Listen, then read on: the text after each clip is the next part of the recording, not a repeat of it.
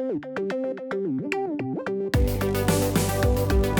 right, welcome to the Noonchi Podcast, everyone. This is we're wearing headphones. We're wearing headphones. That must mean something.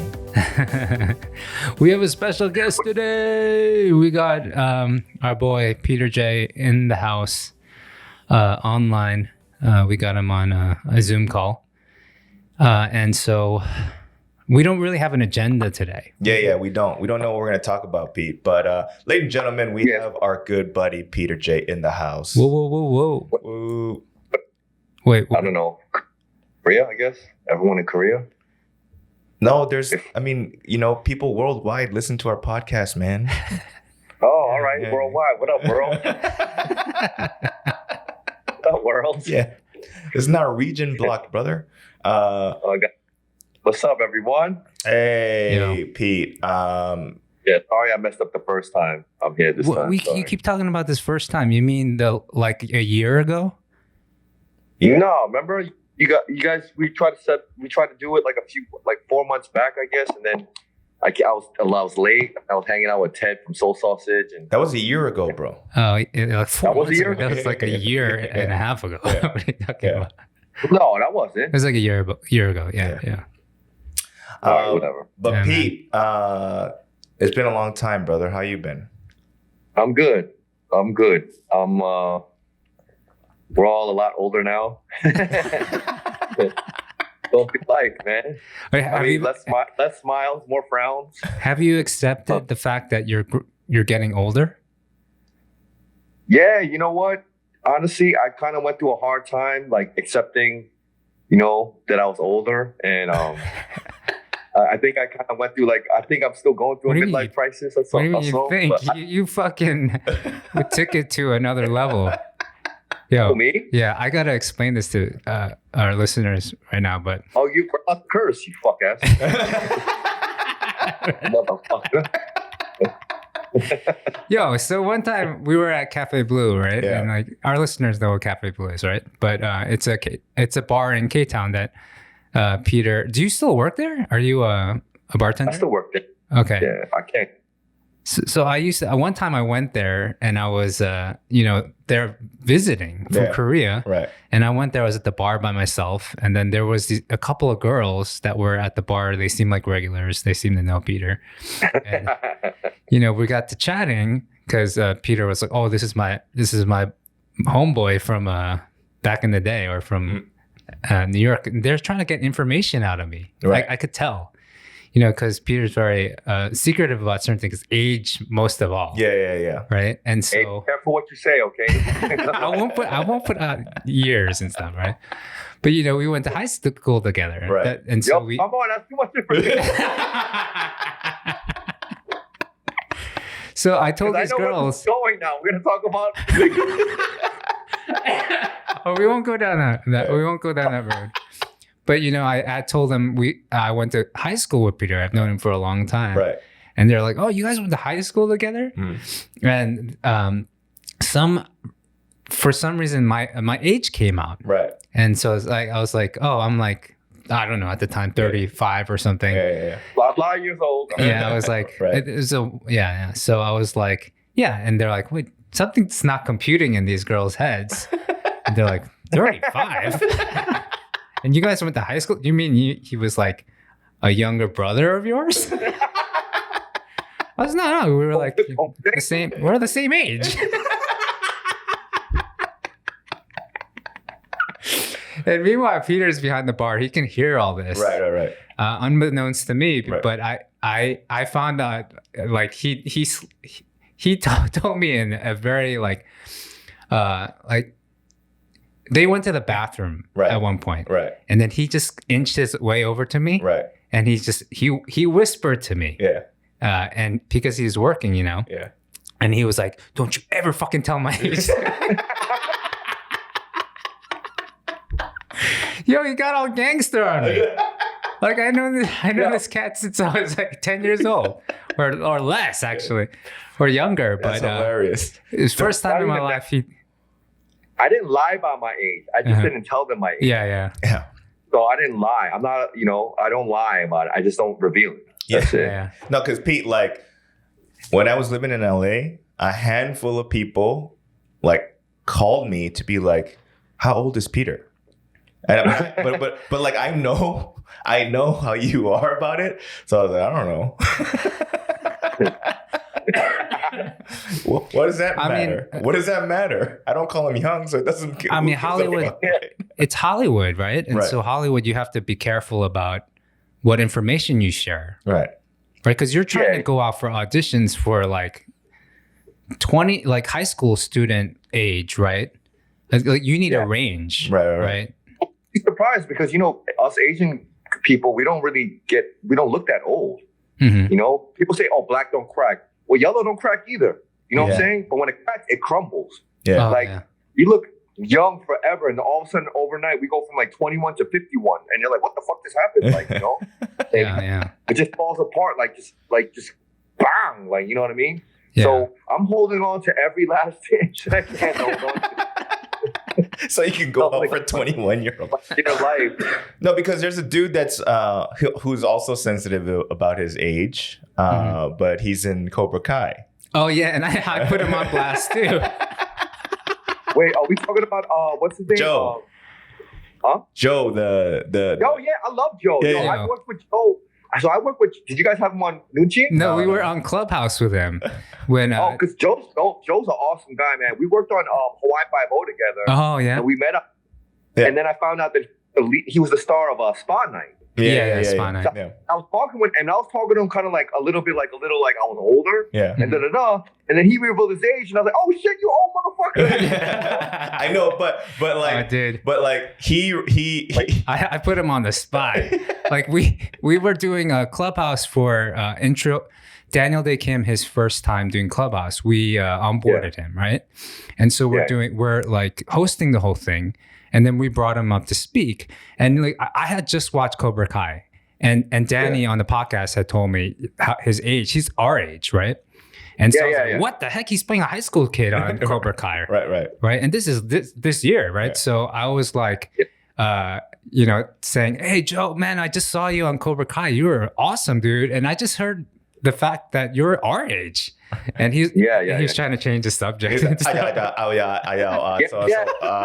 felt so bad. Yo, he's getting work. Yeah. He's getting work playing that. So you don't want to talk about that shit. Because then that starts getting casting directors' heads, industry people's heads. And now they start seeing you a different way. Yeah. You know? So actually, I laugh about it, but for real, man, we need to work, man. Yeah. After that Clubhouse, he hit me up separately, and he was like, "Don't you ever fucking talk about my age."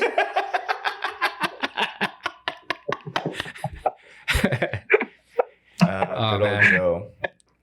Yo, shit is real, man. Times are hard out there for the Asian man. Well, you know, but bro, you know me, right? Like even when I was in LA, I never really got the young roles. I always got like the dad roles. So I'm there. Yeah, you're. I embraced it early. You know? But you know what? I didn't understand. Like, you know, when I briefly had a manager before I moved to Korea for like 4 months, right? And I was going out for commercial auditions. But at the time, I was putting my real age. And I was like 31 or something at the time, right? Or 32. Damn, that's a long time ago. And I would put 32. So I'd be going on these auditions where they're looking for a young father figure or something. And I'd show up and like everyone looks old around me. And I'm like, what the hell am I doing here? You know, so then I realized that you probably need to lie about your age when you go on these auditions, just for the fact of getting you in front of these people, right? So, Hey, so it's a real great area for us, for Asian guys, because you know you want to be your age, but then we don't look our age. So it's like these casting directors, they don't know what the hell they're like. I don't know. Like I go in for 8 roles myself, like for my age, and I'm like, I don't fit this role. And I look at the people next to me, I'm like, man, what the fuck is this, man? Like, you know, you just got to do your best that you can. Just be like, oh, at least there might be other roles that they might look for, and they'd be like, oh, that guy's perfect for it, you know. Mm-hmm. So there was an audition I went to. I remember it was for Breaking Bad, right? Oh, and I got a call back, right? Oh. And it was me. That the dude that plays the consulate general in Rush Hour. Were they doing a scene for like hot dog eating contest or something like that? Just kidding. Keep. Well, continue. once you see who's there, you'll be like, what the fuck? What role is this? I'm supposed to play some sort of like what's the name? Sima, right? The dude from Rush Hour, the consul general, Yeah. Getty Watanabe. Whoa. You know, Okay. Yeah. and me. So Yeah. I was like, what the fuck y'all looking for? Yeah. You know? Yeah. And obviously I didn't get it. But like I tracked at like a 50-year-old like old school Asian boss, gangster boss. Oh. You know what I mean? Okay. And I was like, that's wild, bro. So Pete, let's talk about our horrific audition stories since we were talking about it, right? Right? From the time you were rubbing, yeah, well, that too, right? But the time I think we were in South by Southwest, and you were rubbing Crisco all over your fucking body. What is this about? Crisco. Did you often do that to accentuate your No, because people when you have muscles and you want to accentuate your muscles, you got to be shiny. So usually people put baby oil on, right? Yeah. You do a bunch of push-ups. My routine is this: you do 100 push-ups straight, Yeah. and then you do like those the invisible cross cables where you're like doing the Hulk Hogan with nothing there. Yeah. And you do that to get the blood flowing, Yeah. and then you get some baby oil and you shimmer that shit around you, right? So when the camera comes on you, this light, you look like fucking glory. You look glorious. You look like freaking like you look like amazing. Like you look, like Yeah. it's crazy. So there was no baby oil. So I was like, what the fuck do I do? So I ran downstairs and there was some freaking Crisco. Hey, Crisco. Crisco. Yeah. The Cisco's the cooking oil. thumb So I'm like, Cooking I oil. said, I am not losing this job because I don't have no baby oil. Is it one of those amazing. auditions where you, because you lie on your resume saying that you know martial arts, right? Yeah, of course. Yep, man. Of course I know martial arts. And I speak fluent Korean. 안녕하세요. 야, 좀 뵙겠습니다. 좀 뵙겠습니다, 친구. What was that short you did where you were like a North Korean soldier, or you were like a right? Yeah, And 선물. Sunmur. It was like a very poignant moment. We should find that on YouTube. No, I don't want to do that to Pete, man. That's All right. I feel bad for him. I mean, you know what? Like, No, you know what? what? You know what? I think my Korean is better than the dubbing that they do on a lot of movies like 2 years prior. Because before this whole anti-Asian stuff happened, yo, man, you had some really fucked up Korean people speaking Korean. And it was like, whatever. You know what? Before this Asian so-called civil rights movement that we kind of had, like I kind of call it like that ever since this whole anti-Asian stuff going on and Atlanta murders happened. Right. Isn't it kind of shocking the stuff that we tolerated? Oh, absolutely. Yeah. Yeah.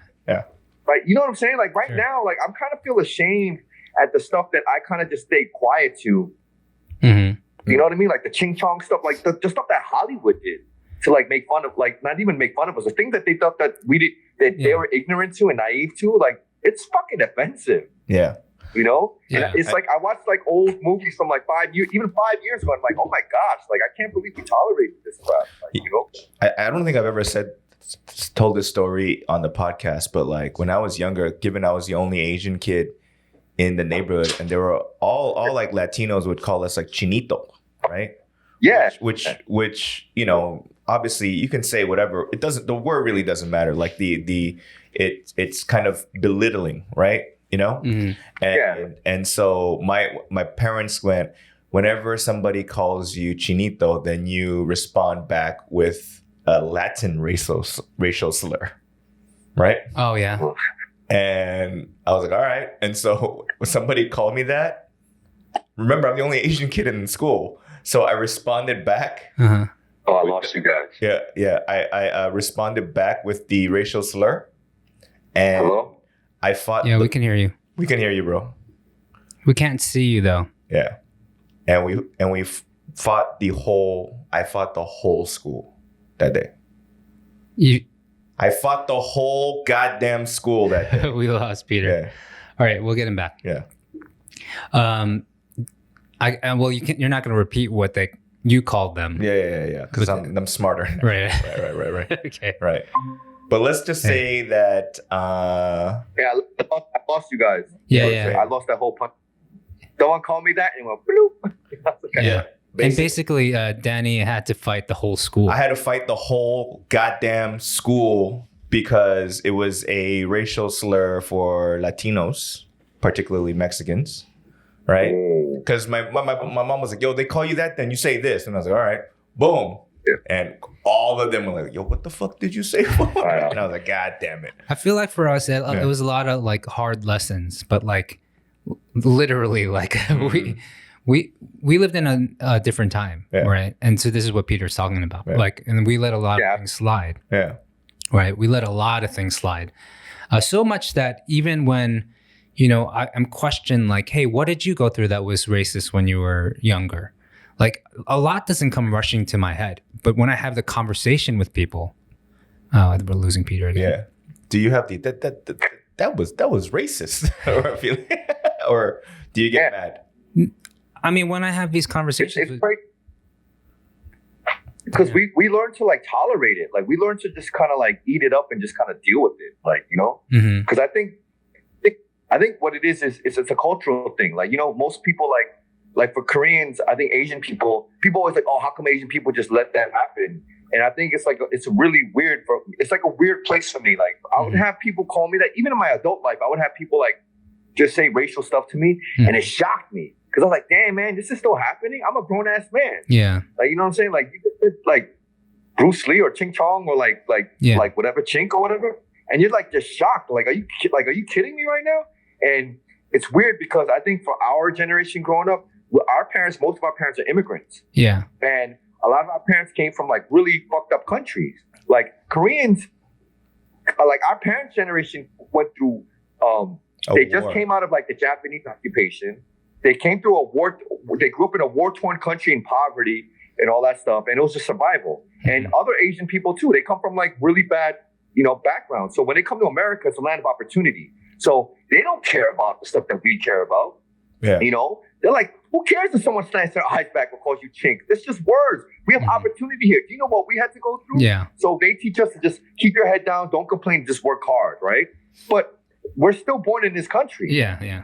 So we still feel American. We're like, yo, I'm American though. Like I'm not you. I'm not you, mom and dad. I'm American. Like I'm offended by that. So it's like a really conflicting place to be in when you deal with that kind of racism stuff. You know what I'm still kind of annoyed with. The eyes that they do, like the Chinese eyes or the Asian eyes that they do to make fun of us.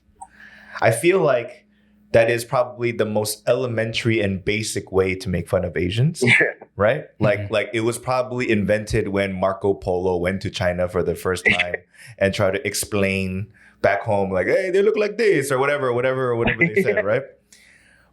So elementary, yet the longest lasting racist. But yet we still don't have a good comeback for it. Do you know what I mean? Like there's no comeback to beat this. You know what I'm saying? I'm like, oh like, man. He did raw. He did this. Yeah. But you know what? It's so easy that it doesn't really bother me that much, to be honest. Like maybe, it's probably, we could do without it, but like that when that South American soccer team, they all did that one time. And that came out in the news, right? But it didn't really like bother me that much where I could, it was offensive and that kind of stuff that shouldn't exist, right? But really it didn't really bother me to the core. The stuff that really is, the stuff that really bothers me is when, our elderly are getting attacked. For reasons of, like, don't get me started. Don't get me started. Don't get me started. I don't want to go down that road either. This is a comedy podcast, and I know we can very well talk about this stuff too. But is it a comedy podcast, Bob? I don't know what it is now.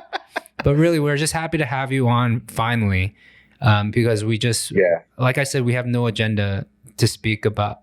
No agenda. We just want to, catch up. Because we don't really even talk like this, on a weekly basis. I mean, Peter and I, we do have like a chat rooms, like Kakao and like, but we talk about other stuff and not really about how we're doing and stuff. But you know, I'm gonna see you next week hopefully because I'm going to LA, and I'm gonna. No, I'm going to New York. Oh, you are? When are you going to New York? I ain't staying in LA for the holidays, man. Oh, when are you going back? Last year for the Christmas and New Year's, and it's like the most depressing thing in the world. Oh yeah, I'm gonna. But I didn't know that. Booked my flight, and he told me that you're coming. I was like, oh damn! Like I might see you for one day though. I want to meet Benji. Yeah, just one day is enough. I don't want to see you more than one day anyway. So I think Peter feels the same. No. Yeah, man. You guys. I'm the worst at keeping in touch with people. Like I don't think I've talked to people for a long ass time. You know. Yeah. Like that's just recently. I'm the same. So I had this guilt trip, and I was like, oh, let me see how the hell Danny's doing, and then we went back and forth. And I was like, all right, see you next month, like 6 months. Talk to you later. Because you know, like it's almost as if you picture like every day, like But you know what? I think it's because it feels like you're allergic to cacao, bro. Because like we never, Why not? Yeah. Why do you hate cacao, bro? I don't hate cacao. It's just the people that are on cacao are like, it's a Korean thing. So I know that it's like a conversation and shit that I just really don't care about. I'm just kidding. It's a Korean thing. I mean, come on. Like, it depends on who you're talking to. Cacao, right. I kind of know like what they're gonna be talking. I don't really. You know what it is? I have a group chat thing from New York, and that shit is going off all the time. Yeah. And so I put my phone on silent because my phone is buzzing and ringing all the time from like 20 people in the chat. Like every guy got to say something. I'm like, what the fuck? Take me off of this chat. I'm not in New York. You could just turn the notifications off. Just turn off the notifications. You can mute it. You can mute the room. No, me, man. I know how to do that shit. Hey, just think of it this way. Whatever annoys you about technology, there's probably a fix to it. And so it's just a matter of you, literally, just thinking, what would I do? I took my laptop I took my laptop to DR one time, like a few years ago, and I saw Bobby at a wedding, and I was about to throw my computer because I was like, I thought I broke it. Right. And then Bobby looked at it for 5 minutes and he fixed the whole thing. And I was like, I was hugging him. I was like, how to do this? What was wrong with the computer? Do you remember? Command shift. It's so simple. But I just don't have the patience to do it. I'm just like a fucking barbarian. No, because Peter has there's the type of people that, once something is used to its capacity, like if a phone only can take 1,000 photos, once he takes 1,000 photos, he thinks the phone is done. Like he's got to get a new phone. But really, it's just a matter of like dumping it and dumping stuff out, so it can work. The same with this computer. You're right. I'm learning to do that now. I have like 5,000 photos from my phone. That stuff slows everything down. Your computer too. You want to keep it as empty as possible. But anyway, this is not a. I still have an iPhone 7. Oh, that's kind of old, man. I would say once we get to iPhone 14, it's gonna happen in less than a year. It's time to grow up. You pretty much double jumped me. You double jumped me. It's time to grow up. It's time. Oh man, dude. I really respect you guys, man. Like, I can't believe you guys moved to like Korea and like hash it out there. Like, Danny, like I want to come back. I want to go back to the States, but I have a goal in mind, and I ain't leaving till that goal is accomplished. Oh, not. Yeah, and the goal is to not just start the scene, but like kind of have a sustainable stand-up comedy scene that even if I leave, that everything's gonna run smoothly. So that's gonna take some time. You know what, Danny believes in magic. Nah, man, I believe it. I see it. I mean, I could totally. I think I'm the only human being in the world that can do it. In the sense of I can do the stand up. I've had the experience. I've done it for a long time. You know, that kind of stuff. Yeah. Absolutely. When you told me you were going to Korea, I felt right. Like even though I didn't want you to bounce out to Korea, I was like, oh shoot, absolutely. That sounds right. And when I saw what you were doing out there, I was like, oh, this is definitely. I felt the same way too, but you know what it is? What that feeling of it feels right for Danny. It all comes down to the fact that he has the tools to survive here, right? Like, so his Korean is the best out of all of us, right? Yeah. Yeah. You know, and he actually watches like Korean dramas and movies, and like he understands the culture, right? And so in the same way, when I thought about like maybe it was like a fleeting moment, but I was like, hey, what if Peter came to no way. No freaking way. Like, you would be lost. Not only would you get lost here, we would probably, you would probably die.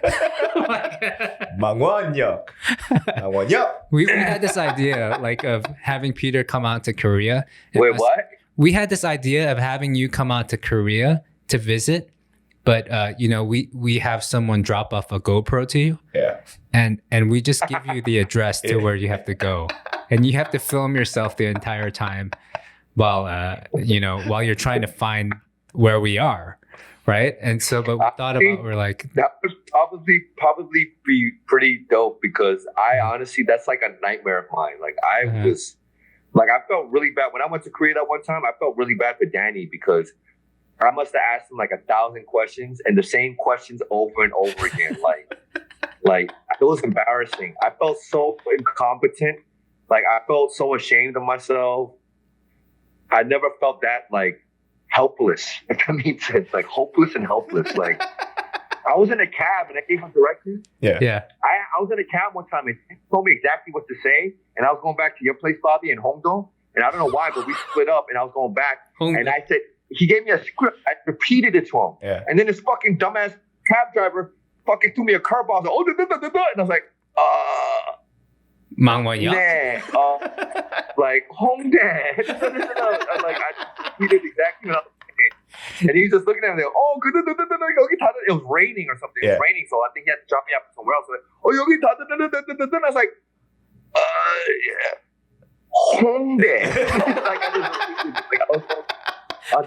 I didn't know. And the thing is, when he's asked me the third time, I changed the way I said it. I said, Hongdae? Like I changed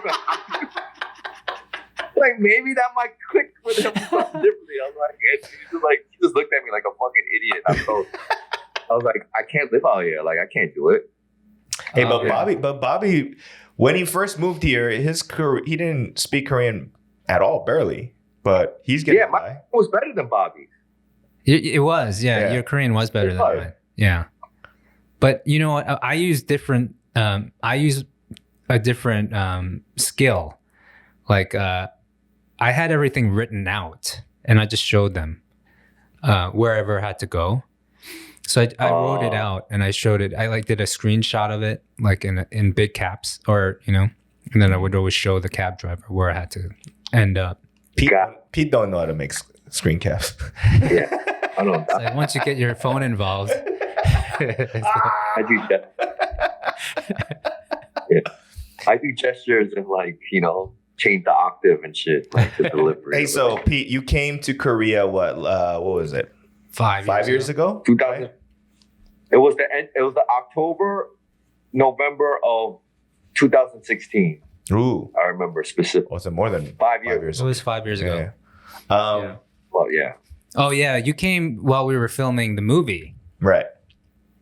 Yeah, when you were shooting the movie, me and Danny went out there. That's right. And you were like in the peak of your movie, man. It was dope. I was kind of like, that's why we went out there. Yeah, I was so mad because I remember you guys were there when we did the first day of shooting. Mm-hmm. And you guys were sleeping at my place in my tiny apartment. Yeah. And I remember you guys kept going out for smoke breaks on the balcony. Mm-hmm. And then the first night I was just like, I just need to get some rest, And so you guys were nice and quiet and whatnot, but you guys still did your smoke breaks on the balcony. Mm-hmm. And then I remember just waking up like in the middle of the night, and the balcony screen door was not closed all the way. Ooh. And I was just like, I woke up because I had like 10 bites over on my body and face. And I was just like, these motherfuckers came all the way from America and are going to ruin my movie, basically. I came unrested that first day. The makeup chair, I was in the makeup chair. They're like, oh, what happened to your face? And I was like, well, basically, I made friends with this guy, Peter, when I was 5 years old. And then 20 something odd years later, he messed me up. But I remember looking at the walls and there was like 20 mosquitoes in the apartment. It was like a terrifying moment. Oh, that's strange. I don't remember getting a mosquito bite that night. You know, it was just one of those things like... Yeah, I don't remember that shit either. Yeah. Oh, fuck. So, Pete, from your trip to Korea, what were some of the things that is still memorable to you aside from you not knowing how to speak the language? Was there anything that you're like, that was dope, honestly, that was cool? Well, one of the things... Korea for me at first was very like it felt like just I wanted to go home at first because one, I was struggling with the fact that you can't smoke weed out there, right, and I have insomnia, right. But I was like having a hard thing. I was not sleeping, and Korea just felt like a real big hangover to me because Koreans drink 24/7 all the time, so there's no time to recuperate. Like, you don't recuperate. You just fucking just pile on more and more alcohol. And I'm just like, man, how do people, like, live out there? Like, there's a reason why everyone that goes to Korea comes back with gout. Like, well, or you got gout. Bobby got gout. Eddie goes to Korea a lot. He got gout. DVD came back. He got gout. I'm like, what the fuck? Yo, you guys should look into that shit, you Korean people out there. No, Koreans gout. Is there a word for gout? Like, Tongpung. Tongpung. Yeah, what? Tongpung. Tongpung. Yeah, that's right. Pung means pung pung, like pung pung bosso. Like, right? Pung pung. I guess. Yeah. Pung pung bosso. Right? Tung tung bosso. Yeah. You guys got that pung pung out there, man. Everyone in Korea got pung pung and they come back with pung pung. Luckily, pung pung ain't contagious like COVID. But it's like, that shit is fucked up, man. Like, you guys drink so much out there, and like, I just remember that, but I'm not gonna lie. I appreciate Korea. I want to go back because I've been watching way more Korean dramas. Because of the Korean dramas? Yeah. I'm Daehamingun out, man. I fucking love being Korean. I'm so proud to be Korean. I love you guys out there in Korea. Fucking 사랑해.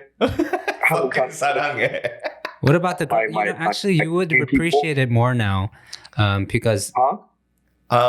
people... do you remember... Get in trouble for this, but... No. Do you remember back, there was a stereotype that back in the days, like, white girls didn't have ass, right? But now they have ass, right? I feel like everyone is... I'm so scared to talk about shit like this. I want to get canceled. Yeah. I'm just saying that, like, booty is a global thing now, I think, and everyone is squatting and working out the glutes. You know what I mean? It's not in Korea too. Yeah, everywhere. And I was like, oh shit, that's crazy. You know? No, it is everywhere. It's definitely for real everywhere. Look, like this, and Asian Americans, Korean Americans. I'll say this, like, I had a friend of mine. They don't go out no more, but they went to like New York. They were in New York and they went out, like some older guys, and they went to the new spot. Yeah. Circle's not in New York anymore, but on Mission now, right? So they go. And they're older, they're all married, they got kids, whatever. They went for old time's sake, right? They go there, and my boy told me straight up, he's like, yo, what the fuck is going on? I grew up in the wrong generation. Like, what are you talking about? He said, all I saw was hot girls, multiracial. He said, hot white girls, hot black girls, hot Spanish girls. Now, remember back in the days, and again, we might get in trouble, so you guys got to edit this shit right so we don't get canceled. But back then, K-pop fans were like fucking gremlins. Yeah. I'm sorry. What do you mean by that? Gremlins out there. You freaking, the non-Asian girls that love K-pop fans, let's be real, man. They were like the anti-bullying campaign. We talked about it. We talked about it. Like, they were all fucking, like, oh man, I feel so bad saying this, you know, but you know, there were bigger girls with like big ass pimples and like braces, and like they look like the girls that freaking get bullied in high school. Back in the days, know, yes. the anti-crime. You know what I'm saying? Yeah. They were the fans, so we didn't give a fuck. We're like, yeah, have them. Who cares? Yeah. But now, Yeah. They're hot. Ever since the Winter Olympics, Winter Olympics, there was that Russian skater. She was like the best skater. Right. They called her. I forgot what she was. She was right after Yuna Kim, our dear sweetheart. Thank you, Yuna. I love you, Yuna.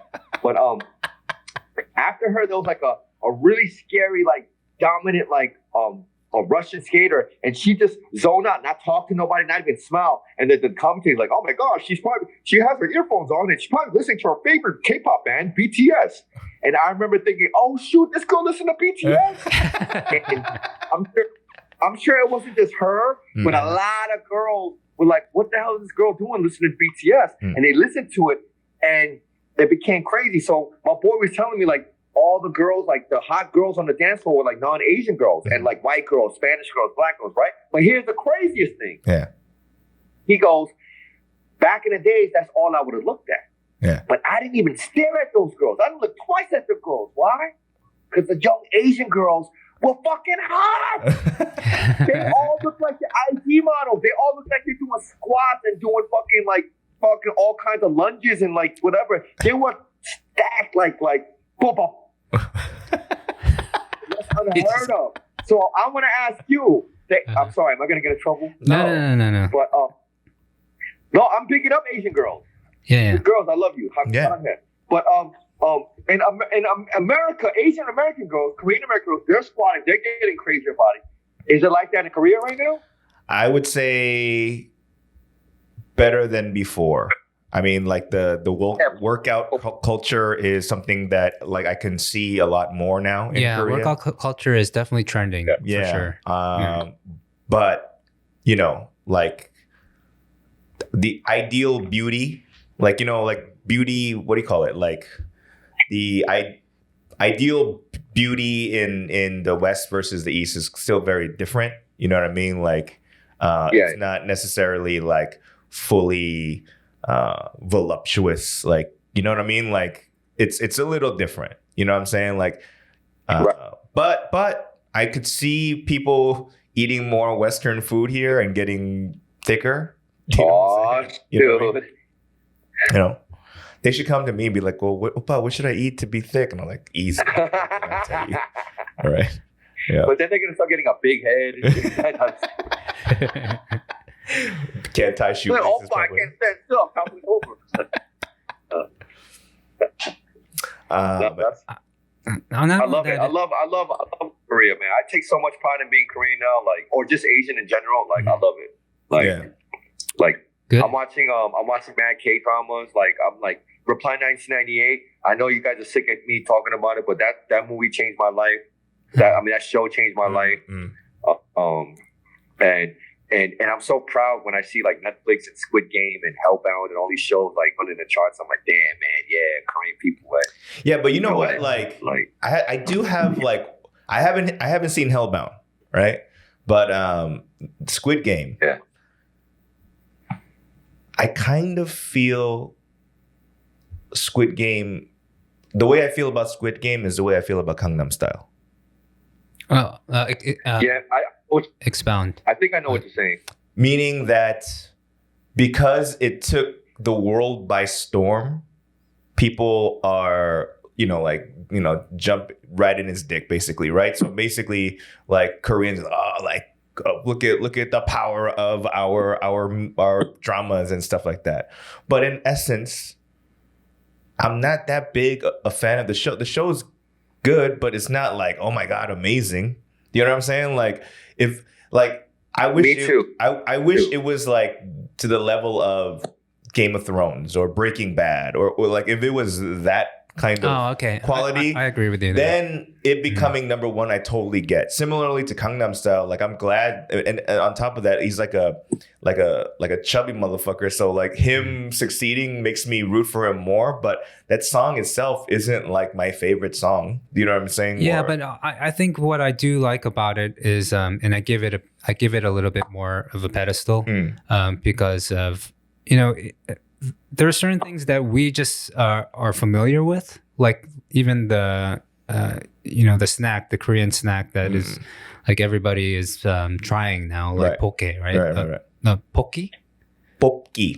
Talgona. Talgona. Yes.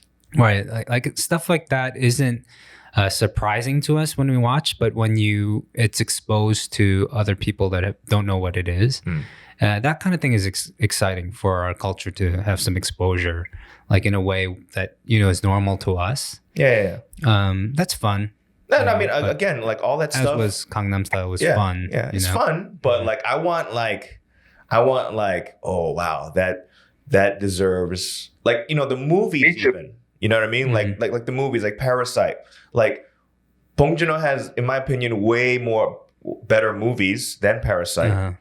But like it caught a wave, and it won all these Oscars, and that's great. Yeah. But I go, yo, man, his other shit was even better. Yeah, I mean that's the case though with with most Oscar-winning movies. Like La La Land was a good musical, but there are way better musicals than that, in my opinion. Like that have hit the screen. Yeah. Right, and so I mean it applies, and now we're just part of the conversation. Yeah. Again, I mean, again, I'm not saying. Go ahead. Yeah, go ahead.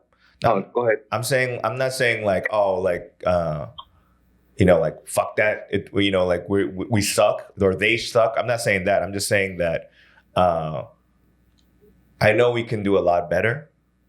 We as a people, a race of people that are creators. Yeah. You know what I'm saying?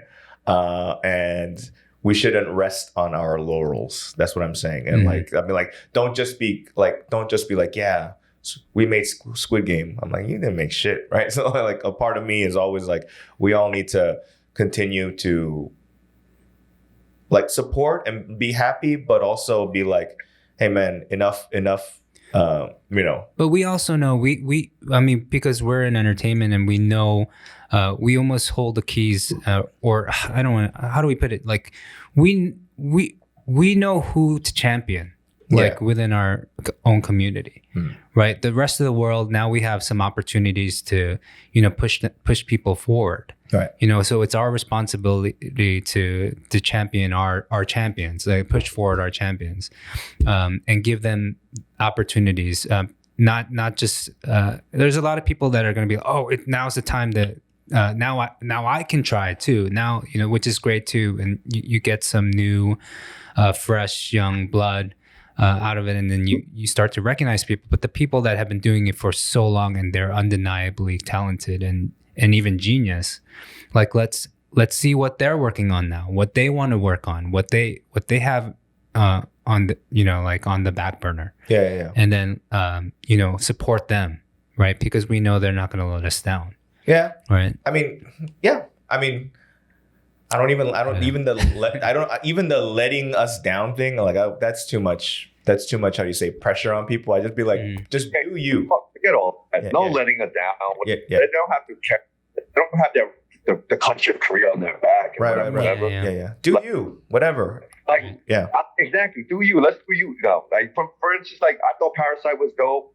I thought Squid Game was good. I didn't think it was great. Like everyone's praising it, but here's the thing. Like I don't know about how it is in Korea, but I feel like in America, in the States, whenever there's an Asian thing, we all praise it because we know how hard it is to do that.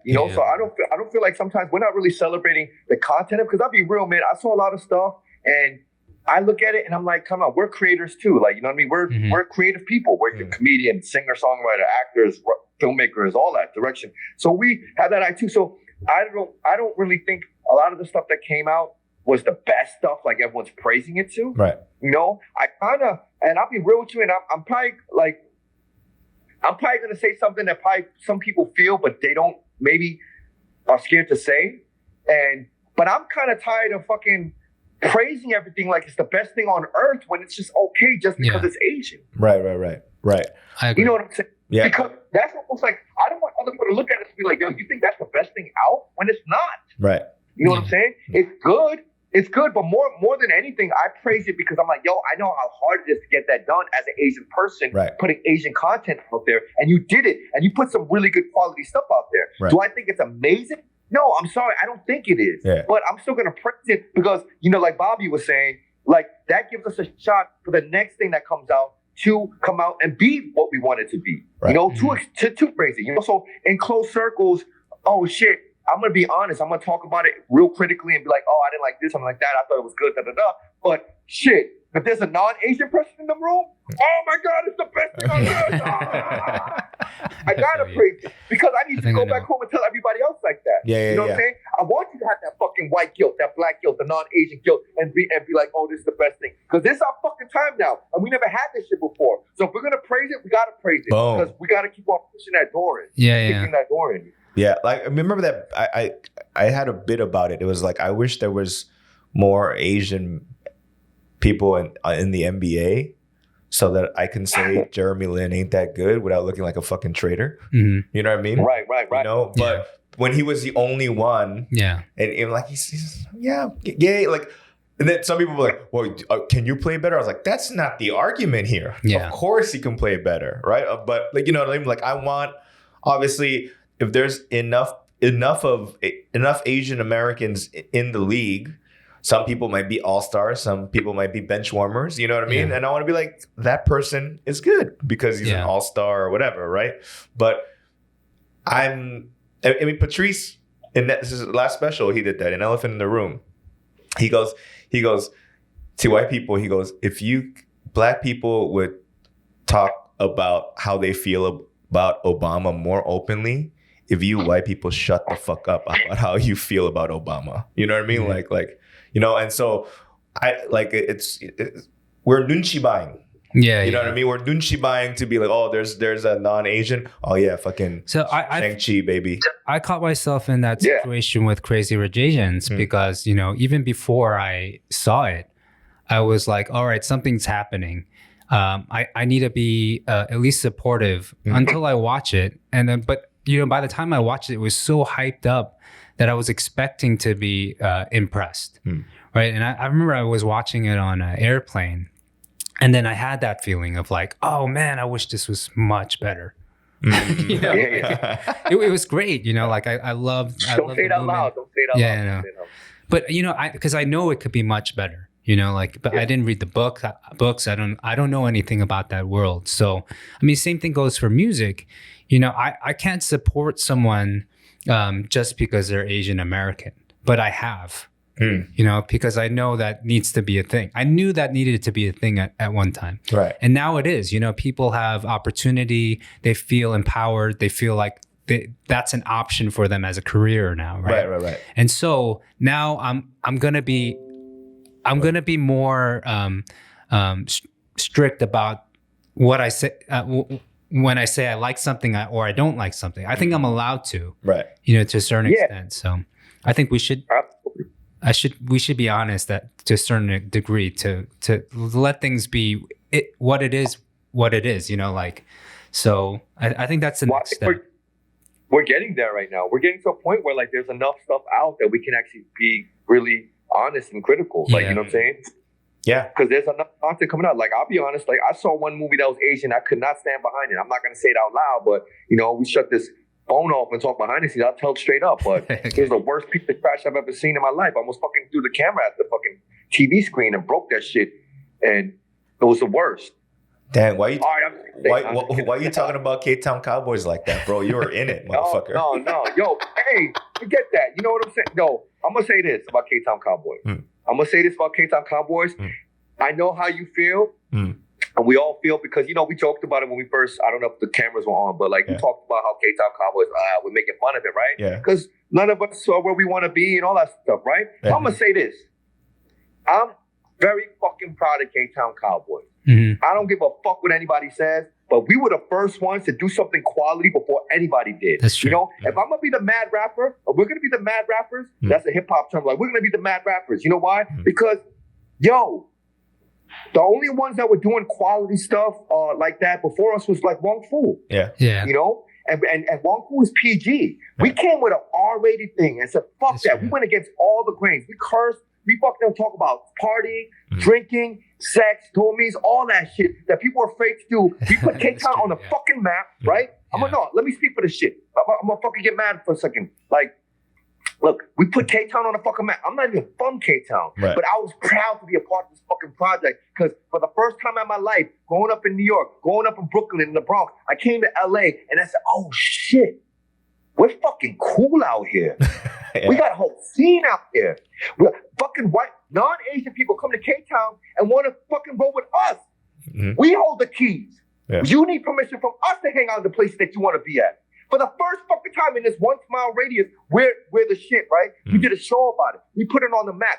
Yo, how many fucking people are fucking doing shows trying to do the same thing? A reality show came out after us. They kind of fucked up our name because it was a shit show. I actually thought the show was cool, but they kind of fucked up our name. But how many shows try to do the same thing that we did, don't give no homage to us, don't give no respect to us? Yo, we went, and the sad thing about it is, you know what? Instagram wasn't cool back then. Instagram wasn't really that big back then. It was Facebook, right? Overnight, we reached 5,000 max followers on Friends, right? Back then, we didn't give a fuck. Yo, people were hitting me up about, oh, you're so cool, reach 5,000 followers. I was like, I don't give a fuck about that shit. I don't even know these people. You know, little did I know that was going to be the future. You know what I'm saying? Like now, it's all about fucking 1 billion people on your fucking Instagram friends list that you don't even know. You know what I'm saying? But too bad. At the very, we did that. We didn't get paid. We didn't think we were going to get money. We did it for the people. We did that for the community. We did that for the Asian community, right? And we did that, right? We put it out there. We didn't get no money. We didn't even get followers. At the very least, I would hope that we would have at least 20, 30,000 followers to capitalize off of on Instagram. But we didn't get any of that. And the thing that saddens me is now I look at all these auditions, all these shows coming out, all these movies coming out. They're doing the same fucking thing that we did. Same thing that we did. Why? Because it's cool now. It's monetary right now. You can make money off of that now. America, non-Asians want to watch K-Town now. But what happened to us? We got left in the dust. Like people don't even fucking talk about us anymore. And it breaks my heart because I'm like, damn, man. Yo, it's kind of like hip hop. Hip hop, I love Drink Champs and Noriega. I know I'm going inside. The people in Korea don't know what the hell I'm talking about right now. But look, there's a show called Drink Champs that Noriega and he does, right? And what they do is they talk about how hip hop, why is it not like rock and roll? Why don't we celebrate the people that came before us? And yo, Rolling Stones and the Beatles would sell out stadiums. Wu-Tang, like fucking Wu-Tang. I mean, they might do well, but like other rappers from that era can't even fucking fill out a fucking local club.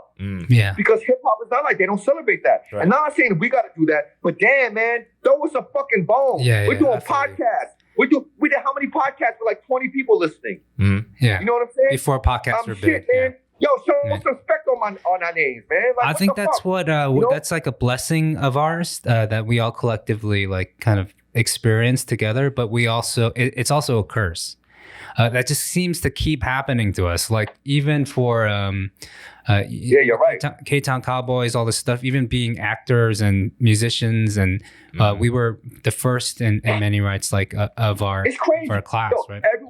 Everyone in the streets knew who we were. Everyone in the Asian community knew who we were, right? But then me, Danny, we go to auditions. These fucking white casting directors had no idea who we were, right? And Asian people didn't matter back then, so they're not going to Google us. They're not going to Google people to see who's popping right now. They didn't. They just like fucking look at us like fucking Asian guy number 5 coming into audition for this shit. You know? Meanwhile, out walking auditions, everyone in the audition room wanted to leave because like, oh shit, Pedro, Ktown Cowboys here. We're going to leave. They thought that, but I'm like, you have no idea. When I walk through that door, they don't know who the fuck I am. I'm just number 6 out of all of us. Damn, you're getting me worked up too. Yo, fucking when I made Fiction and Other Realities, how many Asian Americans made music movie, you know, like they raised the money and like did all this shit. And like, I mean it too. I'm trying to calm down because I don't want to be that guy and be like my normal self, but I'm serious. That's a sensitive thing for me. And you know what? I'll be real. When people come into Ktown Cowboys, not Ktown Cowboys, and Cafe Blue, even on a slow night, there'll be one person that'll come in and they're like, holy shit, oh my God. They look at me as if I'm like fucking Steven Yeun or like fucking Justin Chon. They look at me like I'm like A-list. I'm like Daniel Day Kim or something. I'm like, yo, man, I'm serving you drinks. Like they're like, oh my God, Ktown Cowboys. And they and this is I cherish this. They tell me about their story, about their struggles growing up in college, not feeling cool, being a loser, feeling like the dorks, and then fucking Ktown Cowboys comes out and they fucking went around campus proud. They were at bars proud. Like, fuck that. We're Ktown Cowboys. Call me kid, call me good. I'll fight for myself. And we instill that in them. Right. And that fucking makes me worked up. And then I go, what can I get you to drink? Fuck you. Is it your birthday, Apollo 13? Like, please show it in your tips, man. Show your appreciation in your tips, man. Fucking buy me a shot, don't do me nothing, man. Help my pockets out, bro. Yeah. Oh, man. No, I mean, like, what's funny is that, like, me and Pete used to have these conversations very often, like almost every other week when I lived in LA, and I haven't heard it in such a long time that now I'm like, oh shit, that's. No, I used to be part of that conversation. I'm fired up now. I used to be part of that conversation with you guys when I lived in LA, and I was just like, I need to get the fuck out of here. I can't hear this over and over. No, it's and Danny finally got wind of it too. Honestly, I'll be real with you. That's kind of like why I was glad that Danny was going to Korea. Because I was like, you know what? Like, me and Danny together were like just like a dark cloud combined. Like, and I was like, damn, man, like, this isn't good for us, you know? Yeah. So when you said you're going to Korea, I was so happy. I was like, damn, man, get the hell away from this cloud that we create, you know? And go to Korea, man, fly, you know? Do your thing, spread your wings. But I thought I was just going to come here for like 2 years and just like get new perspective and go back, right? And then, as fate would have it, I ran into a group that was trying to do stand up in the Korean language, and I was like, "Oh, that exists? All right." Yeah. And then here I am. I kept pushing him to come out to do a stand up in English out here. You know, because I thought, you know, that there might be something there. You know, when I first moved to LA too, I was trying to get Peter to come out to LA because I was like, why are you trying to be an actor in New York? You know, I see all these like small things happening in LA which you should be a part of. And I remember at the time I was like, and then Peter came, and then it just took a few years for me to be like, I can't be in the same city with this motherfucker. And then and then Danny's been here a few years, and I'm just like thinking maybe I'm trying to make my next move somewhere else.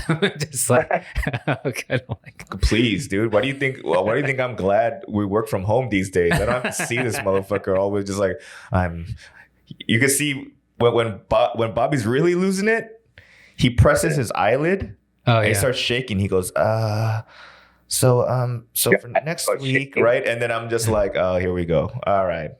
Yeah. Let's go outside and chill out for a little bit. You know what I'm saying? That's why I'm here, bro. The work is stressful. Nah. Yeah. I'm sure.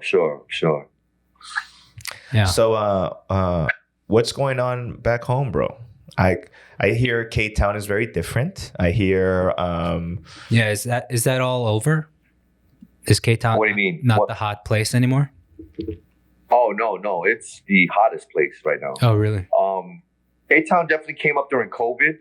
I mean, it became it became the spot in K-Town because think about it, Koreans are survivors, right? Koreans won't follow the rules, but they will still fucking make money and do what they got to do. Because we're survivors, man. Right. Fucking respect us, man. Put some respect on our names, man. Because when COVID was going on, we followed the rules, the outdoor thing, we followed all that. But somehow, like everyone that wanted to go out knew K-Town was a spot to be at because. Like Catman Plaza, you know what they did in you know how like the valet area and the inner part of it where everyone just kind of walks around, kind of runs into each other waiting for their cars? Yeah. They wiped all that out and turned that into outdoor seating. Oh, you can't drive through there. It's just seating. It became like an oasis of this outdoor people just partying. And and all the non-Asians, the white people, the black people, the Spanish people, they that wanted to be out went there and it just became dope. Damn, and I can imagine that. Some of these spots were going to shut down. Like they were hurting. They were going to shut down. Like I literally walked by one of these places when there was nothing going on and saw the doors locked with the lights on, people partying. And that's a sign of people that are about to go bankrupt. They're trying to make their last money before they just fucking get rid of it. You know? But those places, think about a lot of those places with the outdoor seating, they doubled in size. So they came up, they love it. Like, so, and that kind of still trickled over to like when everything's open back up, people are out in K-Town. Honestly, it's people everywhere, man. It's dope. K-Town's the spot now. Like, So- and with all the stuff that's going on with Korea, with entertainment, with Parasite, with Squid Game, and BTS, and everything, like, everyone wants to be in K-Town. And Koreans walk around with more pride, man. Like, you know, like with a head up high, with a chest out, like, you know, it's cool. I love it. That's interesting. You know, Chapman Plaza turning into basically a piazza. But when you go in there, is it they divide it by business? So each business gets a certain amount of space within that parking lot? Yeah, I think like by occupancy, like it kind of like whatever works. It feels like a community of like, yo, you know what? You stay busy. We don't get that busy. You have this space. Is Tobang still in there? They have that matcha? Tobang, they doubled in size, like even more. Okay. You know? Yeah, they like a lot of spots. Like Escala was ready to like shut down, but then they had a revival. Now, like I look at Chino's face and he's happy, man. Like, he's like, hey, super happy. Somebody was telling me that things got more expensive because of COVID. Oh, everything. Oh, inflation is crazy right now. Right. Like I thought that was global, but in America right now, like everything went up like a couple of dollars. Everything. Like shit. How much is soju? How much is a bottle of soju there? Like inflation went up. Like, yeah, gas is like through the roof. Gas is like right now in Cali. It's like at least the cheapest you'll find is $4.50. Ooh. Whoa. Again. Yeah, that's the cheapest you'll find. There's $5 signs everywhere. $5 this, $5 something, $5 something, $4.80, $4.90. Like, it's crazy. How much do you guys sell soju right now? How much is a bottle of soju? Soju is still like what, like $17, $18? What? In LA? And that's on the cheaper end. Oh, in LA or New York? Yeah, that's on the like $16, $17, $18. Holy! Are you kidding me? When I left, it was $12. So, but here's the funny thing about it is like at least at Blue, the only people that drink soju and Korean beers are the non-Asian. Yeah. Because they're in K-Town, so they feel like that's what they want to do. But the fucking Asian people that come in, they're like, yo, let me get Casamigos. Let me get tequila. Let me get Jameson. Let me get Macallan. Like, you know, they want hard liquor. How much is a Jameson on the rocks at Blue? Now? Yeah. Or everywhere, Jameson on the rocks probably is around $15, $14, $15. Damn. Yeah. All right. It's serious. I feel really happy all the being bottles in Korea went up, right all now. the bottles went up. Everything that you buy, everything got trickled over. So it has to go retail. Like when you sell it, it has to go up. Damn, I thought it was an exaggeration when I heard that, but damn, that's no, it is. Yeah, but, my mom was like, she went to a salongtang place that we all know, and it was $20 a salongtang. Right. The place that used to be $9.99. Yeah. Right, for some time. And my mom was like, "Yo, what the fuck?" But it's $20 for a long time now. Yeah. Yo, you know what's crazy right now? Fucking Uber and Lyft. Oh, I heard about that too. Because no one wants to drive. Because before, like, it kind of flowed when everyone was getting EDD money, so no one wanted to work. Right. Yo, before it used to take me I live in West Hollywood now, right? Yeah. It should take me like $15. To go to Blue to work, $15 usually. Yeah. Yo, I'll see that thing at $35 sometimes. $35, $40. Woo! God damn it. It's crazy, yeah. I don't think I'm going to LA anytime soon, man. Yeah. Damn, I'm going to LA next week. But Korea hasn't been infected? Not like that. No, I mean, we've seen soju rise in price, but maybe like equivalency of like 25 cents. Yeah. Not for us. It's bad for us. God damn. Yeah. So, I mean, we still have that culture of, you know, if you don't want to go to the restaurant and order something, just go to the Pyeonijam, right? Which is a convenience store, right? Right. And they say 7-Eleven is dying in the States, right? 7-Eleven's like, or like those convenience stores, they're not really doing as well because everyone's ordering stuff on Amazon, you know, in bulk or whatnot. Yeah. But I'll be with you, man. That Amazon's like that. The people that order stuff. No, Amazon is one thing, but the people that order like Uber Eats and all that stuff, like DoorDash and all stuff, I hate those fuckers, man. I hate the people that order it. I hate people that deliver it because they're fucking thieves, man. It's an app for like privileged. It's an app for the entitled. Like they charge you so much money to buy it, deliver it to you. Like it's almost double the cost. And the people that use it all the time, I just look at them. I was like, you lazy piece of shit, man. Just fucking go across the street and just like you really are that fucking lazy and that comfortable and that like rich, or just don't care to just go across the street and just get it yourself. Like, man, like you're gonna wait an hour and pay double the charge just to have someone pick it up for you. Like, I hate that shit. Like, I'm sorry I'm being judgmental, but fuck you guys, man. Yeah. I mean, I guess Korea is a lot different. Like we like we like the Uber Eats kind of. Well, no, in Korea, but in Korea, that's a service that they offer without even receiving tip because they want to show that service, oh, that's right? We don't tip here. Right. In Korea, it's like customer service. They're like, yo, we want you to come to our business. So we're willing to hire people to drop it off at you. And we're at the beach to do this, you know? Out here, it's these fucking people that are charged. And you know what these fuckers do? The reason why I hate these apps is they don't just charge you, the person that's ordering it. They charge the fucking business. Yeah. They charge the fucking business.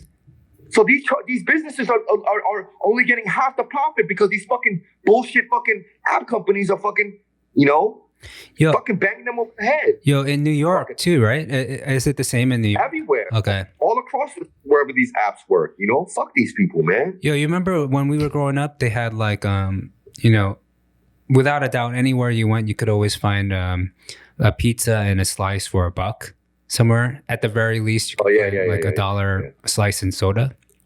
Yeah. What is that today? Is there equivalent to that? New York? I don't think there's anything like that today. I've never seen it. Yeah, I wonder what the price is for like a Gray's papaya or one of those are too. I have no idea. I mean, we survived off that kind of those street deals, right? Oh hell yeah, yeah. Of course. But then like it scares me to death to want to go visit New York again because talk about inflation. Like New York's got to see it the worst, right? Absolutely. The worst is San Francisco, though. Oh, I heard that too. Yeah. That's the worst. That's like the worst. Like, I've been thinking about what to name this episode, Bob. And it's Peter is happy. Oh yeah. Because like, yo, fuck this, fuck that. Yeah. I hate these motherfuckers. Yo, put respect on our names. I thought I was gonna be really happy and like all positive. I thought about all the good positive stuff that I was gonna talk about. Yeah. But I think it's you, Danny. You bring out the worst in me. Yo, I didn't say shit, dude. Hey, I was fairly fairly calm today. Just looking at you, looking at you just makes me negative. Actually, Danny brings the worst out of me too. I know, man. You know, like sure. I feel bad because sometimes, you know, like, and I make fun of him only because, you know, I feel like I need to because he makes fun of me. Yeah. You know, but I don't normally just point out people's like, you know, negative like attributes. But Danny just brings it out of me. Yeah. Like I call him a hot dog eater earlier. I don't like I don't say that to anybody. Like even if they look like it. Like I just like Danny. And you know me, like I'm trying my best to like find the line because that's gonna hurt bad. You know what I mean? Like when this is what happened yesterday. So you know Frank, y'all friend Frank now. Oh, Frank was on. Yeah, Frank. So Frank was here, and then he had like a housewarming event yesterday. So I went to the housewarming place, and you know like. I didn't know anyone except Frank and maybe this other person, right? And so there's other people were there and they were like, somehow we were talking about something and this girl kept on like trying to beat me in an argument or something. You know what I mean? Like she had this kind of attitude like, oh, like I'm strong. I know how to defend myself in an argument, like whatever. Like I didn't even start the argument. I was like, okay. You know, and I go, yeah, trust me, like, I know how these things go. First of all, I'll go logical on you. And then afterwards, I'm just going to keep on making fun of you until it's going to really hurt, you know? And that's how I win all arguments, right? You know? And then, so she said, no, I could take it, blah, blah, blah, blah. And then I looked at Frank and Frank gave me the look like, don't do it. And I was like, please don't do it. Please don't. Wait. Yeah, no idea. Can you do Frank's? You do a good impressions. Can you do a Frank impression? Hey, Danny, don't make fun of him. That's pretty good. You don't want to mess with this guy. This guy over here, you don't want to mess with him. He's got a hard smile. Yeah. We've had Frank on a couple times on the show. So, Yeah. Are you on your podcast? Yeah. That's pretty good. Frank listens to the podcast too, so he'll get a kick out of that. Hey, Frank, this guy, I'll kill you. That's pretty good. That's pretty great, actually. Oh man. It was kind of. I'm actually very happy though. I'm in a good place. I am. Yo, fuck them, hate these guys. Now that you're in a good mood. I'm playing around, but you know what? I'm really excited for it, and it's gonna sound funny coming from me, but because I'm usually like a negative hater, but I'm really proud of seeing. You know what, man? Like, I had a change of perspective because I feel like back in the days, like we were all trying to come up, and we're like crabs in a bucket, like just fighting, you know, like because there was no Asian people out, you know, really doing their thing.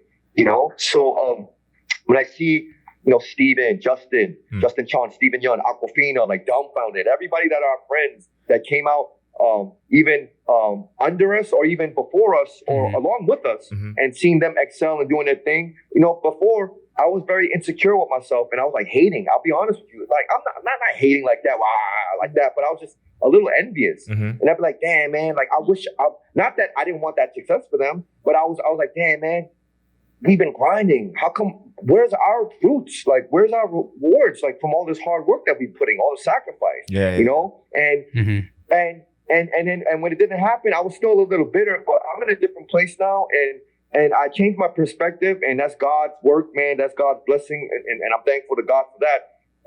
He's given me a lot of peace and taught me how to celebrate all of them and look at the big picture and look at how well they're doing and knowing that, you know what, that's going to help out the next generation.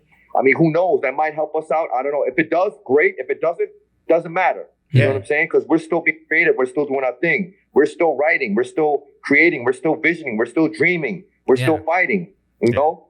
I have faith that, you know, eventually that we're going to land in what we're supposed to do. You know, Danny, you're lucky. You know what it is that you have to do. You're a comedian. Like, you do it, and you're great at what you do. And I have faith that that's going to manifest in a way that we can envision it. Bobby, same thing with the music. I know you're a dad now and you have different responsibilities, but yo, I have faith that God's going to take you where you got to go. You know what I'm saying? Same thing for me. I don't know where it's going to be. Maybe it's not acting. Maybe it's not movies. I don't know, but I found my peace that, you know what? It's okay. You know what I'm saying? It's okay. I'm happy for you, man. I'd rather celebrate and push the envelope and speak up for everybody, and that's the love. Like, I want to love everybody. I'm tired of being angry and selfish and egotistical and insecure and bitter. Yeah. To be honest with you, I'm tired of that shit. I mean, Danny and I, for that shit now. You know? Danny and I were talking about this earlier. How am I gonna start? How am I gonna get married? How am I gonna start a family if I'm living like this? Yeah. You know what I'm saying? How am I gonna move forward with life? I don't want to do this no more. Like I don't want to be like this no more. You know, I want to celebrate. I want to give the flowers to Justin Chon and Steven Yeun and Aquafina and Dumbfounded everybody, everybody, man. Like celebrate them, man. They're doing it. They're killing it. You know, they represent us. I mean, what it is at the end of the day, Daddy and I, we talked about this earlier, but like it's, you know, it has a lot to do with what you're chasing, right? So we have to be honest with ourselves. Like we have a part of us that's chasing success, right? But really what the real thing that we should be concentrating on, and we have for the most part, is chasing craft and chasing, you know, the art of what we're trying to do, and we're artists, right, at the end of the day, right? And so if we continue to do that, you know, that's we're already there. We've already achieved our goals. And so that's what I've actually realized, even as a father, and my responsibilities have shifted, but I still write songs. Why do I write songs though? You know, because I have a responsibility to that more than the success that's going to come out of whether or not it's going to come out of what I write.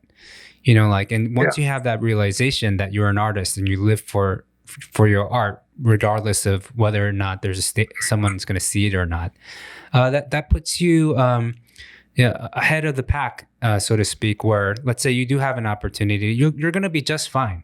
You know, the same thing happened for, you know, Justin and Steven. All these guys, they continue to like just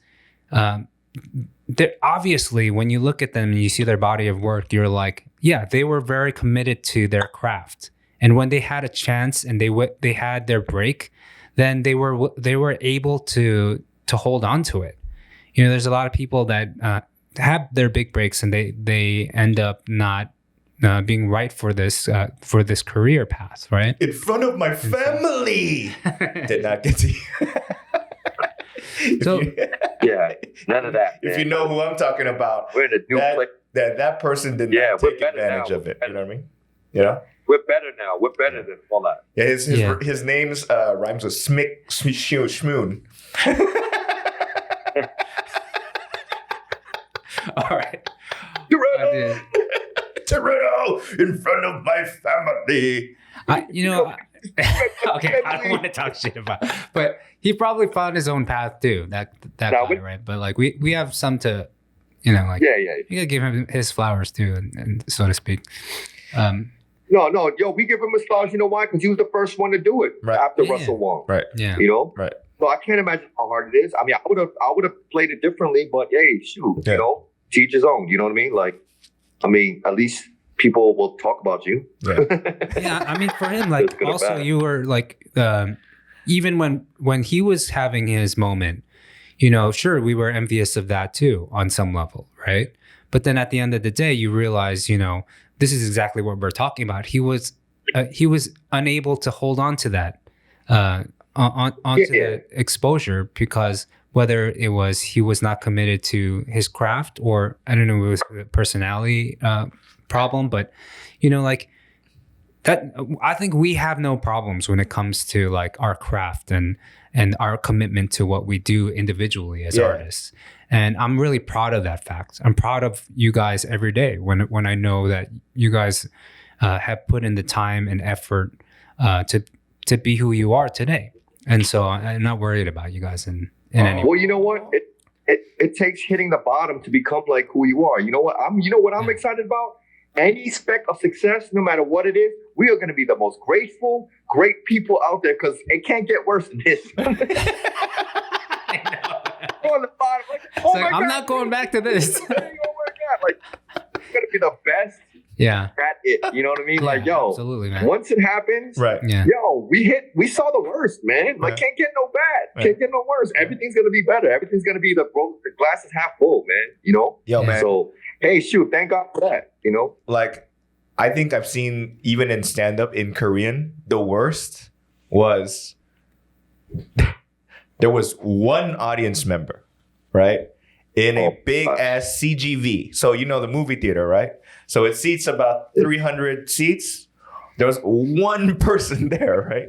So we went, hey, like, we'll give you a refund. You can come on another day. Like, if it's cool if you don't want to see the show, right? Because you're the only one here. And he goes, no, I want to see the show. And I was like, oh, you motherfucker, right?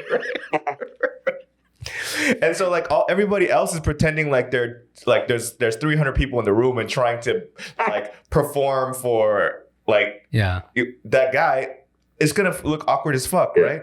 So I just sat down, I looked at him, I was like, you know what a donkey punch is? Like I just said, yo man, I'm gonna make your time very uncomfortable, and this is a lesson learned. Don't ever do this shit. But like dealing with like just terrible. I did a gig. Did I tell you this one? It was like a festival, right? Mm-hmm. But it was all on Zoom. So it was me doing stand-up, but before me, they were making homemade soap. That was the activity. Oh, right? Right? Arts and crafts. So they're making soap, and then they go, 네, 다음 순서는요. 스탠딩 코미디입니다. Right? So I walk up. There's no audience. It's all on Zoom. And all I see is the fucking top of people's heads because they're still making their fucking soap. And here I am just going, 안녕하세요. Dude, just eating. we've all shit, been there, dude. man. Like Yeah. I've done shows literally for one person's yeah. as well. I remember one time I did a show and one person showed up and it was just the person I came with. It was my friend.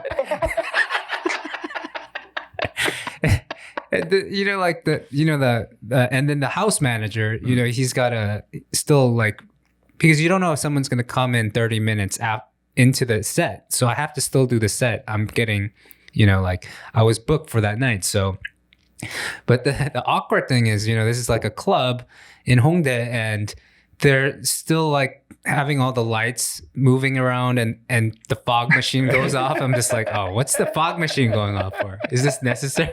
Like, It's like, I love. it's like, oh my gosh, Girls like you don't go. Pew, pew, Oh, man. pew, pew, pew. So I mean, we've been there, and Yeah. it makes us better at the end of the day because when we have stories to tell Right. about, oh, you think you've been through shit, like, I got one up on you, Yeah, and yeah. these are the things that make it all worth it, Yeah. in the end, because how you see, Danny and I, we watch a lot of like podcasts, right? And so, but you see people telling their war stories. Yeah. Those are the most fun segments during podcasts, I think, especially amongst comedians when they do it, and where they talk about like what the early days back in the day when nobody was coming to the clubs and they were just performing for each other. Like I love those stories, and I love the fact that I can share those too with other musicians when I meet up with them and I talk to them. I'm just like, oh, you've done a show for one person. I did a show. I was going to the venue and they called me and they said, no one's coming to this. Just go home. like. I recently did a gig in front of 30 blind people. Yeah. Right? And so they're blind. They're blind, right? And so one of them, I forgot, I told you this, but I forgot to mention this part. One of them was knitting while they were like, listening to my. Oh man. They were I don't know what they were knitting, like a fucking scarf or whatever. Yeah. And then like some comics, they're more visual, like like they have their expressions are funny, right? Yeah. So they're trying to do it, and these blind folks can't see that, Mhm. right? So, and I guess they just came because like some blind organization just made them come. It wasn't like they wanted to come. It was like, hey, it's like a field trip. Let's go. Okay. So nobody was. I remember, I think Danny had said, Yeah. what he was just basically came up on stage and, Danny doesn't have a filter at times. So he was just like, to the house engineers, like, hey, should we just turn the lights off, save some energy? Something like, let's turn off the light. We got electricity bill. It's gonna go. They're not gonna mind. They can't notice anyway. I thought somebody was gonna laugh at that, right? They didn't laugh at that. I was like, all right, whatever. I'm done. That's brutal. Oh man, that's crazy. I remember when I was in Korea, we went to Busan because you had a show. Oh yeah. And I was with you, and I remember I'm like, oh man, that's my boy right there. I'm like, I'm all proud. I'm sitting at a table. Yeah. And then you did your set, and in the middle of it, I just sat. I moved tables, and I was just something else. But I was like, I'm not sitting there because you went on a rampage on women, and I was like, yeah, shit. I was angry. I don't think I'm still allowed to perform in English in Busan still. Man, but I respect like you guys, like stand-up comedians, man, because when you guys like don't have the crowd on your side and you bomb or whatever, like that must take a lot of tough skin. Like I don't have that. That's why I got psoriasis now. So much. Huh? That's why I have psoriasis. No, but psoriasis. I've seen Danny bomb on multiple occasions, but that's what I look forward to. Because I already know his jokes, right? I know the punchlines and stuff. So, okay, sometimes I've seen a lot of shows where he's killed it and like it's a great thing, right? But for me, it's like I need to be entertained too. So I'll show up to like a show and I'm just hoping that he bombs but it's not that important of a show. But then to me, it's just like I'll crack up about that because I know that Danny does have a tough skin. It's not going to really make or break him, break his like his attitude or his ambition. So for me, like I love hearing those stories about when people bomb. Oh, there's chaos in my head though. When it's going off the rails, you're like, oh man. That's when you look at your watch. You have an hour to do, but you've only done like 10 minutes, and you're like, oh. I'm gonna go to your next show and just bring a phone book with me. And if it's no fun, I'm gonna throw the phone book on the stage. So Patrice O'Neal.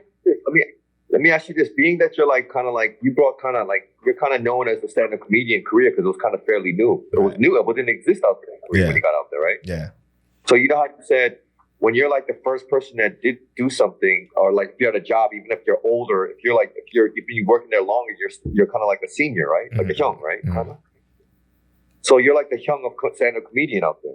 Well, I'm also still the oldest, right? So like, oh, you are the oldest. So I'm young regardless. But okay. Like the people that are older than me, I mean, they don't like. They don't speak in honorific terms with me, but then they do ask a lot of questions and they all want to like get advice, but they don't be like, oh, 선배님 or whatever, because I don't have that. We didn't go to the same school, for example, or we didn't. Right. The history isn't there. Yeah. I mean, by no means is Danny like the. You still there, Pete? Oh, we lost him. Pete is gone. I know why too. Why? He keeps moving around. Yeah. Hello? Yeah, Pete. Hello. Stop moving around your house, man. Like, I'll tell you how Wi-Fi works. Can't hear you guys. Hello? Well, okay. Well, until he gets connected, Bob. I feel like we've done an hour, huh? Oh, we've done more than an hour. I didn't want to stop this train because I figured we'll get some more gems out of Pete. Yeah. Okay, let's admit him. Yeah. Yo, Pete. Sorry, I lost you guys for a second. No, you hear me? Sorry, we can hear you. Yeah, just stop moving around. That's why you're losing connection. Yeah. Here we go. I'm moving around. Yeah. Yeah, or just stay in wherever the Wi-Fi is strong. Are you on Wi-Fi or anyway? I don't want to have this conversation.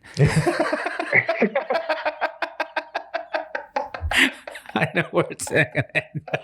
I had to stop myself. I was like, I forgot I was talking to. Oh man! So I was just gonna say, Danny, Shit. Danny, I'm gonna leave for New York early. What? Yo, you gotta meet Benji, man. But yeah, I know he's a good kid. As much as I bag on Danny, and I like seeing him bomb and stuff. The truth of the matter is, I'm really excited to see him doing so well out here. It had a rough start, and it had but what doesn't have rough starts, right? And so. And by no means is Danny the Chris Rock of Korea or I'm not. He's more like the Joe Wong of Korea because his Korean's really not that great, but Joe Wong or what's his name Jimmy O Yang or someone like that. Yo, Jimmy O Yang is killing it right now. Yeah, he's tight. Yeah, he's got a Netflix movie out right now. Yeah, he's really good. Really doing well. And that's why he's like Danny's the same. Danny's killing it out here, right? But Korean's not his first language, is what I'm saying, and neither is English. Joe Wong or Jimmy O Yang, his first language, but he's still killing it, and so that's how I see Danny. But he's got one up on those fools because he's actually creating something out of nothing out here, and so he's a that's what I'm saying. He's the godfather of stand up in Korea. Yeah, I would give him that.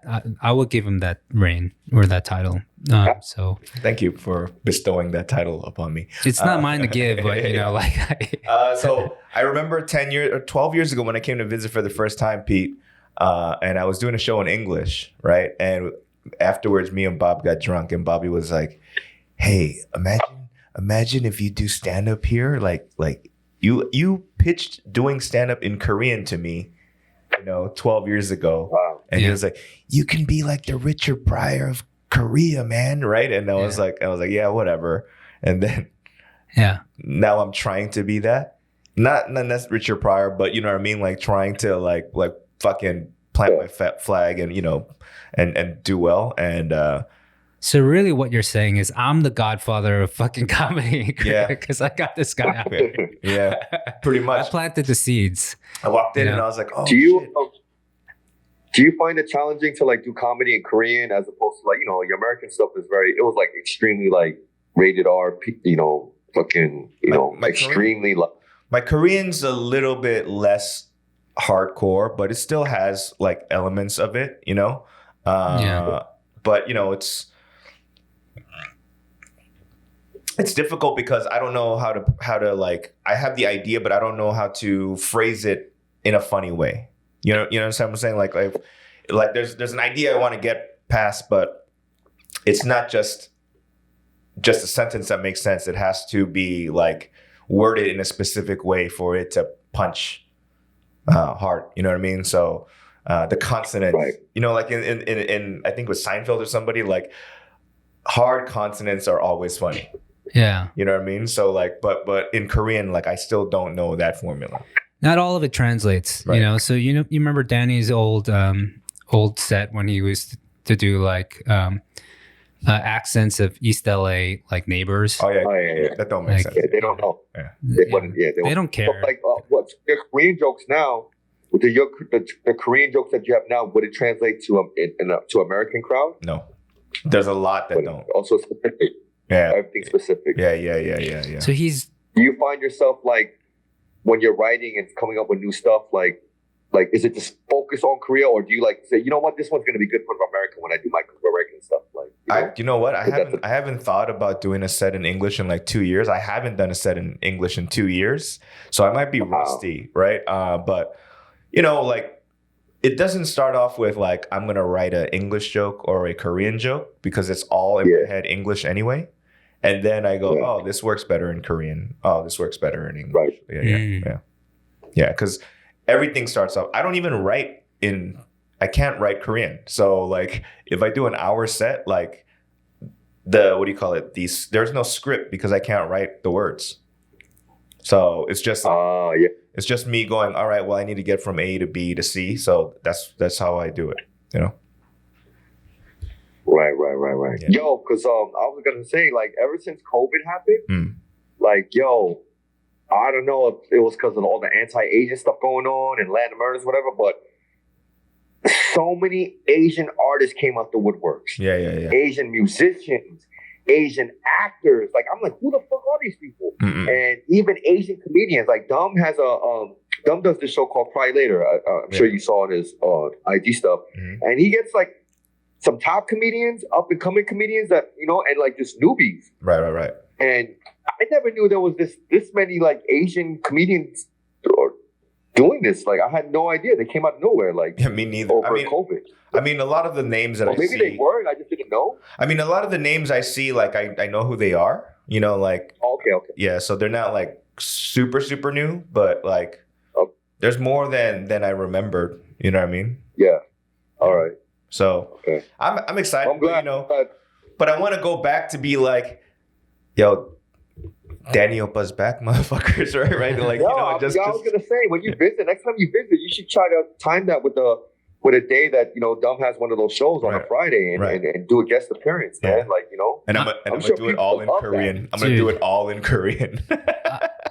Like the whole Korea experience, right? But I already know Danny has had to access different parts of his brain to make all this work. So if he goes back to doing stand-up in English, I think it's gonna come out like fucked up. Yeah, it's gonna come out like bad. He's gonna really? be like, "Oh shit, what's the word for this in English?" Yeah. And he's gonna use it in Korean. Oh shit. Yeah. I just know. So how do you say 답답해? Like, how do you say 답답해 in English? He's gonna bomb. I'm gonna bomb. Yeah. Yeah. But But no, man, like I'm excited. I need to, and even at this new comedy club, I'm gonna do like an English show once a quarter to oh really? Oh, that's cool. to Yeah. practice. So That's good. Where's the stop? Where's the shop? Where's the spot at? Like you would know. Yeah. Like, who cares? Like, it's No, I mean, is it like? I mean, generally, like Gangnam, Hongdae, Itaewon. keep going. Right? What else is there? I heard that everyone's hanging out at an area called. I forgot, but someone told me that. Yo, Sam Bay was out there for like a few months, right? Yeah, I didn't meet him. Yeah, I know who he is, And but I I didn't see meet him. and Sam Bay came as, yo, I was in Korea the whole time. Yo, now that people don't fuck with each other no more. They're hanging out this blah blah blah blah. I forgot what it was called, but Okay. Yeah, that's Come on, probably you guys where the know. club is. Yeah. 성수, 압구정. Aquadom, or something like that. Aqua what? Aquadom. Aquadom. Is that a place? It's- Aquadom. Apgujang. Yo, Aquafina and Oh, Dumbfounded. that's what. Yeah, Is that what it is? yeah. Yeah. Aquafina and Dumbfounded are doing a duet, a group called Aquadom.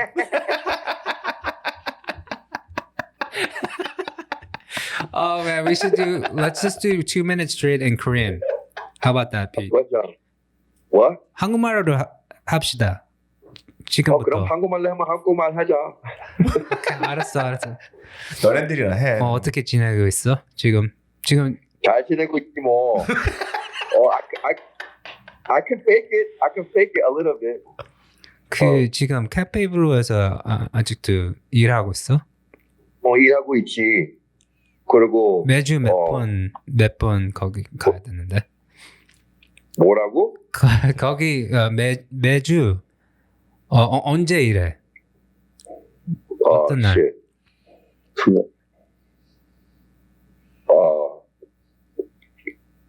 일요일. 금요일? 금요일부터? 금요일. 그리고 금요일하고 Friday.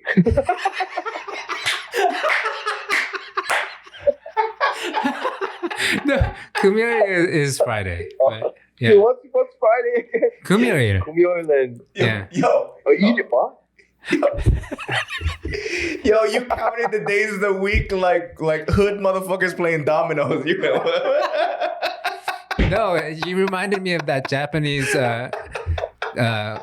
game show where that guy's trying to count to 100 and he gets to 20 fine. Yeah. And he's like, Ten. 10, 1. 10, 1, 10, 2. oh man, that was fun though. I forgot. The yoil before 토요일. It's 금요일. 금요일, you got that right. That was I Friday. thought that was Thursday. No, that's No. 목요일. 뭐? 목요일하고 금요일. Oh, you work Thursday, 목요일하고 Friday? And then on 토요일 Yeah. 나는 거기 다운타운 LA에 뭐 그거 Oh damn, he just got censored. 레이브 있지 레이브. 뭐? 레이브 일해. 그거 6시부터 막 사람 막 춤추고 막 그거 같은 거. A rave. 거기서 일해. Oh. Yeah. So, I bartend at these raves every other Saturday. They do raves? Like people are Probably dropping like- and stuff? Yeah, it's like that downtown. They do. So what they do is like they rent out these warehouses. Mm. They freaking take over, create a club, have the DJ, and then they literally set it up, and then at 6 in the morning they just evacuate everything like No. and make a ton of money. I see. So, but it's good money. I mean, it's a lot of work, but it's good. Like it helps me like not work as much at the bar. Yeah. Oh, that's good. Dope. 그래도 한국말 얘기하는 거. 그래. 한국말로 계속하자. Rave에서 일한다. 교회가? 너네들 그거 그 드라마 봤어? 그거 아이돌? 아이돌 아직 그거 나왔나? 못 봤어. 나왔어. 응. 재밌다. 재밌어? 많이 울고 막 보고 있어 지금. 근데 한국에서는 시청률이 안 나와. 예. 홍콩에, 차이나에서 거기 아주 Right. 유명해. IG 어플에서는 잘 나오고, 되게 잘 나오고. 예. So, 예. So 한국 사람들은 이 드라마를 잘 모르고, but 그 어플 통해서 이 중국 시장이 좋아하니까. 그 너는 어떻게 봤어? 어플. 나는 거기 그 중국 넷플릭스 거기 텔레비에 있어. 찰스가 있어. 그래서 그래, 같이 거기서 봐. 봤죠. 그리고 찰스가 DP도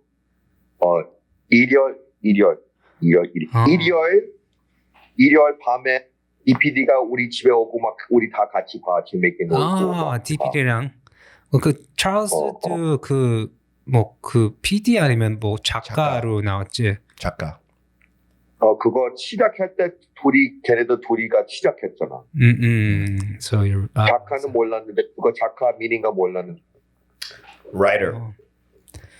Yeah. Well, they started it and then 그거 Then they. 한국 라이더가 쓴 거. Yeah. 한국말 잘한다, 피터. 페드로. 나 한국말 잘 보고 그리고 막 천천히 보고 막 배우는 거야. 그 자막도 나와? 자막도 나와? 영어 자막? Subtitles. 영어 자막? There's 자막. there's English subtitles. 그럼 어떻게 보고 알아들어?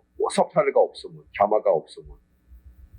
뭐 지금 할 수 있지. 이 정도면 잠바가 괜찮은데? 없으면 어떻게 봐? 뭐 잠바? 자막? yeah. What? 자막. 자막. Yes.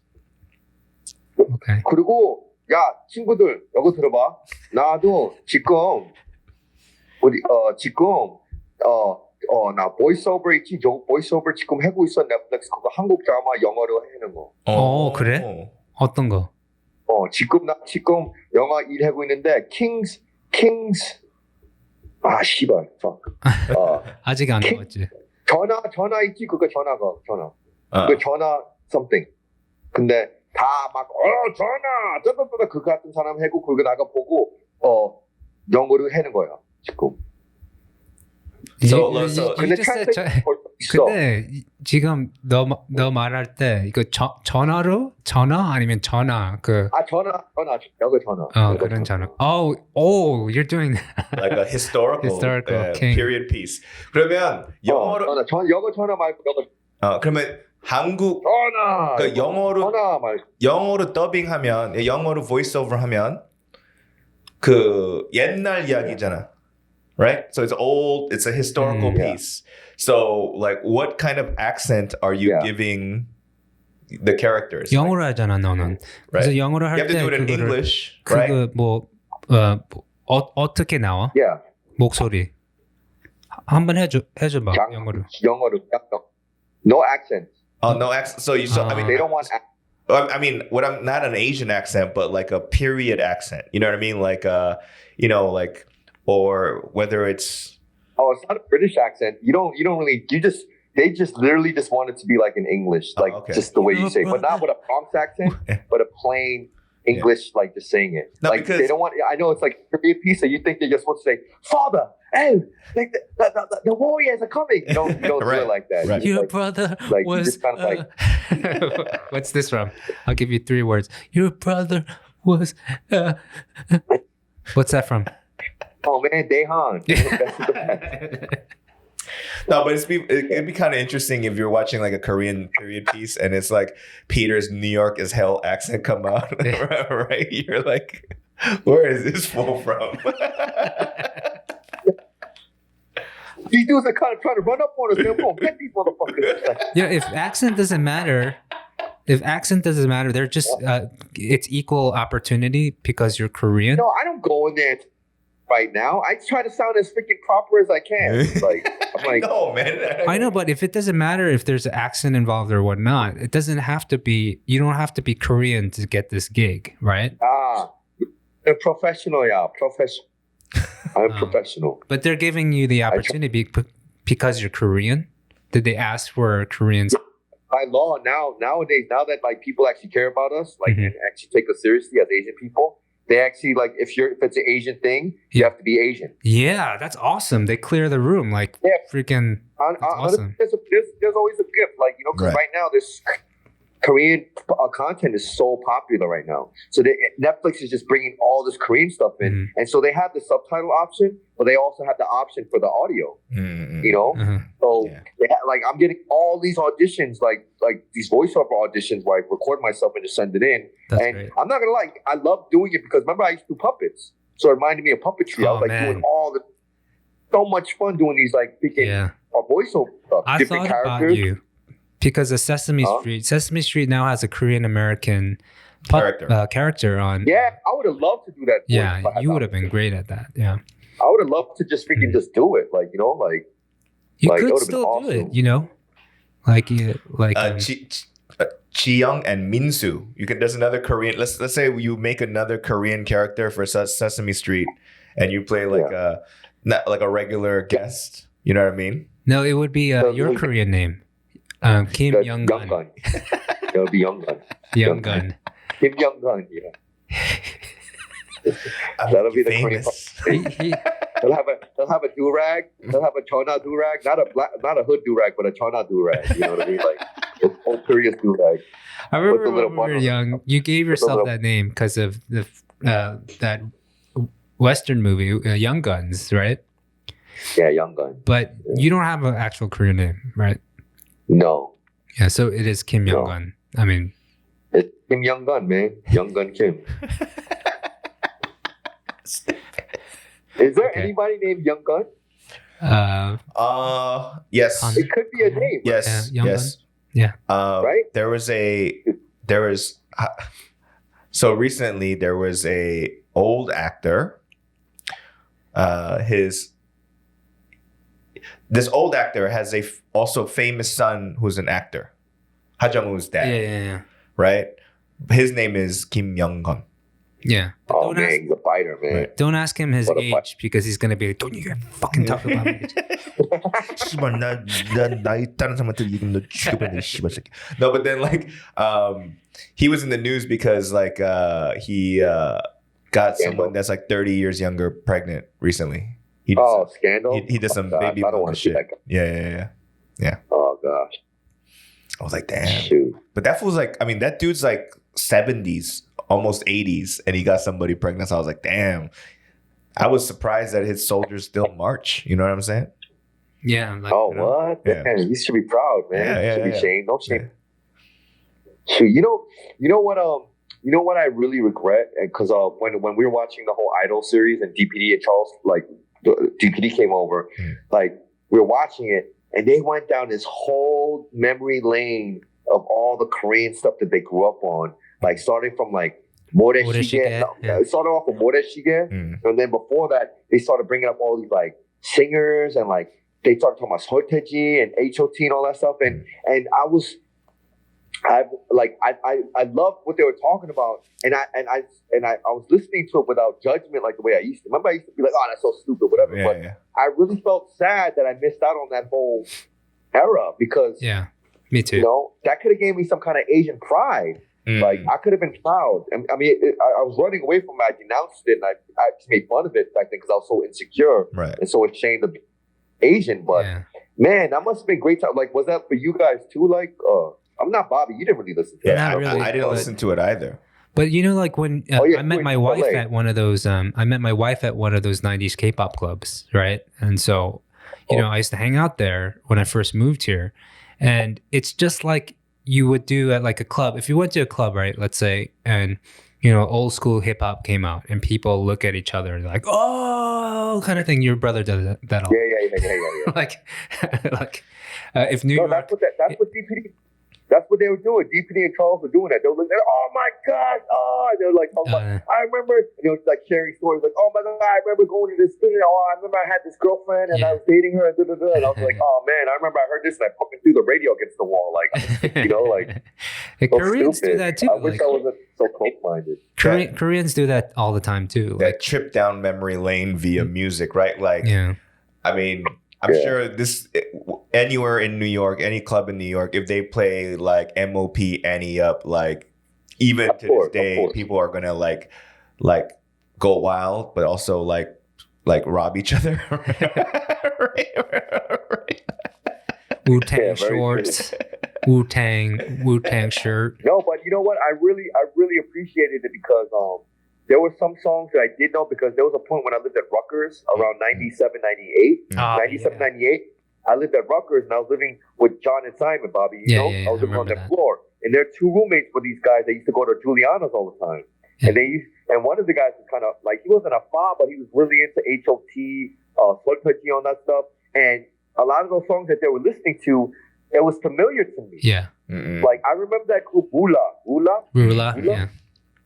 And I love Rula. And you know what was cool to me about that? They came out before No Doubt. And that was No Doubt to me. Yeah. Am I wrong? I see what you're saying. It was kind of like a sky, it had a Jamaican feel, a West Indian Jamaican feel for their music. And it was fun. It was poppy, but it was like No Doubt. And I was asking them, when did this come out? And they were like, around I think like 90, I don't remember what they said, 93, 94, something like that, 95. And I was like, yo, that's before No Doubt. And like, man, Korean people had vision, even though they were like Toteji, even though he sounded like Cypress Hill, he knew that was dope. Yeah. And he brought it to Korea. He did his own thing. He kind of plagiarized a little thing, but it's still. But they know, Koreans know that wholly creative, that he plagiarized. Yeah, but like not all Koreans. I think some people would just kind of look at him as like a musical genius that can't do no wrong. But there's a lot of people that know that that's Cypress Hill or what's his face is of course. I mean, right? You know what I mean? Come on, man. My wife didn't know actually. Yeah, but I think most consumers won't know. But then like if you turn on they'll be like, it sounds like that, doesn't it? Yeah. They'll be like, oh, it'll actually kind of like shock them. That's what I did to my wife one time because I put on that I put on a Cypress Hill song, and then she heard it and she was like, I was like, this sounds like Shoulda, right? And she's like, she was so shocked. Right. So, but then I know musicians. For the most part, they're all aware of this. I've had this conversation. You got to know the music to know, right? You know what I mean? Like, you're a musician, you appreciate music. You're not a fan. You're like, you make music, so you know that, you know? Yeah. Like, but you know what? I really appreciated even Solid. Solid, you know? Like, I was like, yo. Korean American I was familiar with that music. Korean American Boys to Men. Yeah, I loved it. You know what I mean? Like, because I've gone to Notabang so much. And seen so many Korean people sing their heart out soulfully to these songs that it's in me now. You know what I mean? Like, you remember? You remember they had the Korean festival every year at Flushing Meadow Park and Flushing Meadow. That one year, Solid came to perform.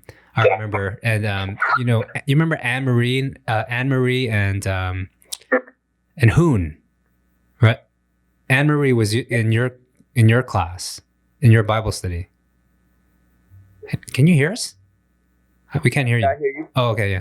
So, I remember that they were cousins with June, the guy with the cane from Solid. Okay, yeah. Right? Yeah, that's right. That's right. They were telling me that, and I'm like, I don't know no Solid. Who the fuck is Solid? Like, I don't care. They seem like nice guys. But now we know, like, we're friends with those guys, right? So now we know those guys, right? Yeah. And June was out here for like they had a reunion album, and they did a show here, and we had dinner with June and his wife, and then I was like, hey, are you cousins with Anne Marie and Hoon? And he was like, what? Do you know Anne Marie and all this stuff? That's like, crazy. We went down memory lane on that too. So it's so funny, like all these, like, we knew about it in high school and junior high school. We didn't really take part. I remember, because we were in our own musical worlds. Like, I was like all into Stephen Curtis Chapman and like Michael W. Smith, like all that stuff. And then you were like schooling me on like hip hop all the time. You come over, Wu-Tang. yeah, I mean, you stay at my house and you'd always be watching the box, you know, or like Yeah. like Video music box. yeah.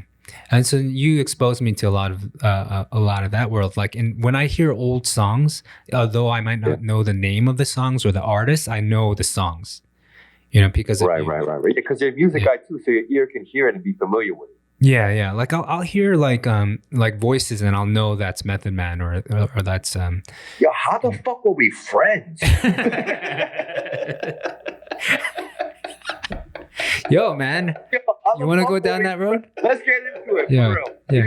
We denied the whole. We didn't talk about it the whole time, but I'm serious. All right. I don't know how the fuck Part I'm your two. friend. I don't know how we were friends too, man. Honestly, like the first, like Yo. you know, this. I mean, like I always found it funny, you know, because we went to high school together, you know. But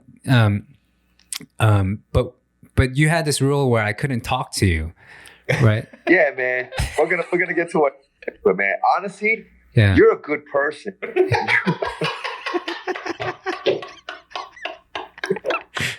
I know you're a Christian and you believe in Jesus Christ because you know how to forgive people. And like you help my life out because I always think about you and I say, how the fuck does he forgive someone like me? And why are you still my friend? Like I would hate me. Yeah, no, but What I did was so fucked up. And for me to even think that you didn't even know what was going on. Like Yeah. I'm sleeping over your house and I'm literally like, don't fucking talk to me when we get on the 1 or the 9 train. yeah. The 7 train is the cutoff mark. As soon as we step off of that fucking cart, you do not even look in my direction, motherfucker. No, it wasn't even that. Like the distance, we would be walking together, and literally the distance between us would get further and further because you would speed up to get to school first.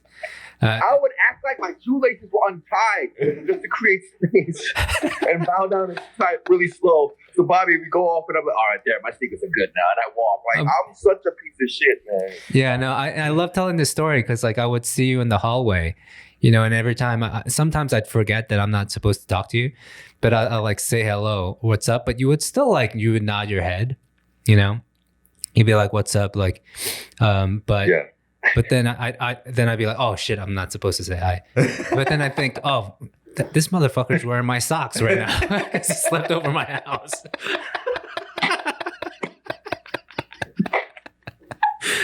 I literally had this guy's socks on, his boxers on. I think I remember one time, like I slept over his house and I had to borrow like a sweater or something. And I just saw him. Like, yo, man, meet me in the staircase. Don't fucking look at me in the hallway. Meet me in the staircase. In the stairwell. Yeah. Oh man, I'm such a piece of shit, man. I'm gonna go to hell, man. I'm so ashamed. It's because I'm so sorry. Very worldly, right? He was like very part of the. No, he was a part of the whole like, you know, there could only be one Asian amongst, you know, all the diverse group that he hung out with. So basically, it was his Hollywood back in the days, right? Yeah. No, it wasn't like that. It wasn't like that. It was just me. It wasn't that one Asian could be down because there wasn't a lot of Asian people around. Yeah. It's just that I just couldn't. I was just so insecure of being Asian. Yeah. Like I hated being Asian. Like you gotta understand, growing up in the Bronx, like everything Asian was just. I mean, Danny, you know, you're the closest person that will understand what I'm talking about. You know, like growing up, anything Asian. Well, I don't know. It's different because it's because of LA, so there's a lot of Koreans around A-Town right here. But in the Bronx, man, it's just like I had to deal with it every day. Like being Asian, Egg Foo Young, Jackie Chan, Bruce Lee, like just. You know, just dealing with that shit. So everything about Asian, I shunned it. Yeah. You know, even going to high school. And it's not even like we went to a school that was like black. It was very diverse. But I was in with the black and the Spanish like circle. You know what I'm saying? Like what I was naturally drawn to just from growing up in the Bronx. You know what I mean? Yeah. So, and then I discovered this church. This Korean church where people were like fucking offering me McDonald's and buying me cheeseburgers and like fucking like, you know what I mean? Like shit, motherfuckers can shoot you for $0.25 in the Bronx. You know what I'm saying? Like out like in the Bronx, like when I had candy, I would literally just eat this shit like a ninja and sneak that shit in my mouth and act like this and act like nothing in my mouth because I don't want to share that shit with anybody. Because motherfuckers like, yo, you got candy, motherfucker. You know what I mean? Yeah. I go to Flushing. I meet these great Korean people, fucking Christian people that just love. You know what I'm saying? Like, bought me fucking food. Yeah, fucking they did buy my food. first birthday celebration with Bobby. I didn't know what the fuck to do. These guys bought me a Bible and a fucking little thing of Tabasco sauce. I was like, what kind of gift is this? Yeah. I don't know what to do with this. So I went to the Christian bookstore and bought this motherfucker a plaque. Oh yeah, he bought me the plaque. Yeah, he bought me this plaque with pink letters. But you can't tell that at first that it's pink lettering until you look at it. Like you really look at it. And then I remember there's a poem. It said, "To my special friend," and there's a silhouette of two girls. One girl is pushing the other one on a swing. And I was like, this is kind of an odd selection for a gift. This is like Peter's first gift that he's ever bought anyone. And it happened to be, it's my most prized possession. I didn't even bring it to Korea because I didn't want it to break. It's like a mirror plaque. Right. And it's something that I want, I want to, have forever. Like I would never. Yeah, so you can roast me all the time, motherfucker. Hey, you brought it up, fucker. Like, cherish it. Use it as collateral. I don't bring it anywhere near. I won't bring it out when he's there because I know he'll break that shit. Not even that. Not only that, I was while I was waiting for him because we used to all in Flushing used to meet on Main Street in front of the Gap, right? Oh yeah. Everyone meets That's right. So I was meeting Bobby, right? Yeah. And I'm like, damn, I don't even know. So I have a plaque, right? But I don't have a card, right? So I was in Stearns drawing him a card with Spider-Man on it. Like, you know whose birthday is? It's Bobby. Happy birthday. Jesus loves you. I have that somewhere too. But Jesus loves you. And everything really good draw.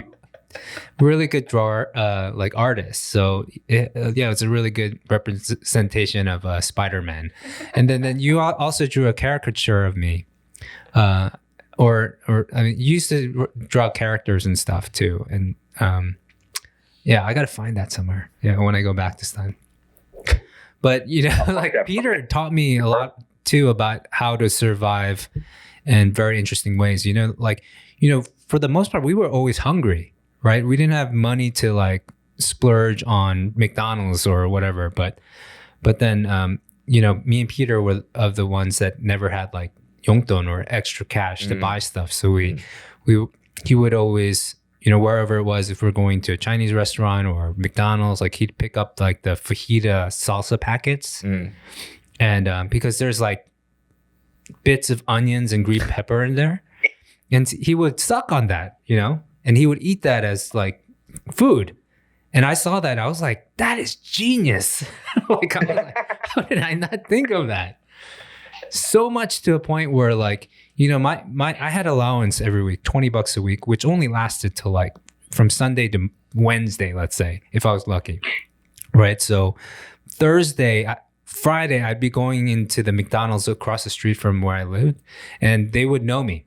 They just felt bad for me. And they would just like, I walk up to the counter and they just put a handful of picante salsa packets. And then I would eat on that. I was a skinny kid back then. So was Peter. Peter was super skinny. He was really like, but he would wear the baggy clothes and all that. So, and then in college, I remember he was really self-conscious about that, started working out a lot. When creatine was in and all that stuff. So... No, but I also had fucked up teeth too. That was like really bad. Yeah. It was really bad. I remember when you got braces, and the dentist was like, I wanted to use you as a case study. Yeah. They use me as a before and after at the dentist thing. Like, yo, I gotta, please, man, I'll give you a kako joken. Like, you like, I'll kako you. They kakoed me, man. They kakoed me with a discount. Peter had it. I think I helped him with it. I remember also too. I didn't understand, but for a while. But your eyes were really bad. But you never would read everything paper like up to your eyes like this all the time, and I thought you were like just joking. But no. You know what it was? Mm-hmm.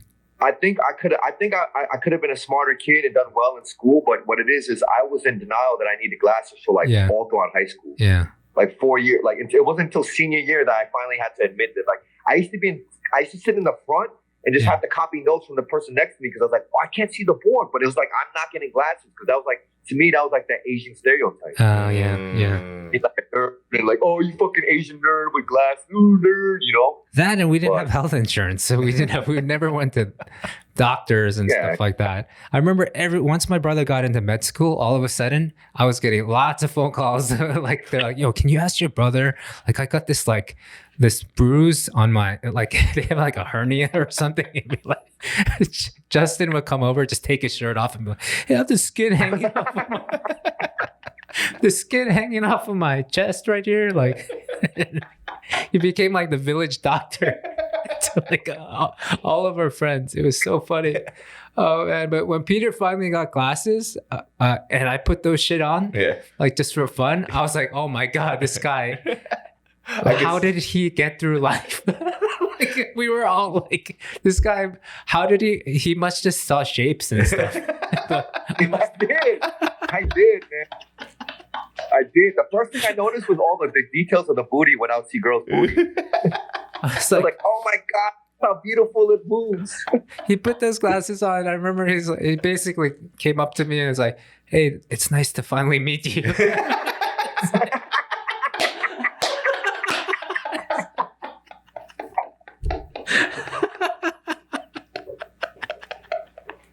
This is what you look like? I'm touching Bobby's face. I'm touching his face. But it makes sense why you buy me a plaque that's like in pink lettering and has like two girls. It all makes sense now. It's like... He's a little girl. Oh, shit. That's hilarious. Okay, I got to tell this one story about Peter that like is kind of like, we bring it up a lot because it's so stupid. It's like really, it's not only stupid, it's like we felt really bad for you. Peter, when he got his first like real paying job, or one of his first paying jobs, he was working at a suit store, right? And Peter's really good at saving money and saving stuff, right? And he was getting paid in checks, right? At the suit store. Right. I remember it was like, and so you're supposed to cash checks, right? You know, like back in that, and I remember he had been collecting his paychecks, but he wasn't cashing them. Right. Because he just figured they're all money. It's money, but not in the bank because he doesn't have a bank account. He doesn't have like, you know. And at one point, he mentioned that he's saving up all his money, and we're like, oh. Isn't that dangerous? Your cash? And he's like, oh no, there are checks. I'm just my paychecks. I'm saving my paychecks. And then we realized, wait, you haven't been cashing your checks? Yeah. You got to tell your boss. Maybe there's that one day you're going to cash them all at once, and there's not going to be enough in the bank. Like it's like, oh man, Pete, like that's some happy more shit. I still have a problem with that. I still do that. Don't do that, man. You got to cash your shit. It's funny. I send checks to SAG back all the time because they get outdated. Oh, man. It's funny that you mentioned that because I got like 6 that I got sent back to SAG right now. I'm like, I just found this check, but I had it the whole time. It's something about cashing those checks as a lump. Yeah. And then feeling your bank account go, broop, not just like bip, but like broop, and you're like, oh yeah, like I feel good. I did something. You know what I mean? Like, I don't know. I mean, stupid. Can't you take like? Don't they have those? Depending on your bank, have that app where you take a picture of your check and you deposit it like that. Don't they have that? Yeah. Oh, but I still. Now they do. Yeah. I did that now, but I did like 40 of them today. Oh man, dude. And I kept on doing that right now also because of EDD. Like I was scared that I was gonna mess with my EDD. I don't know. You guys don't have that in Korea, but. The EDD money that I was getting.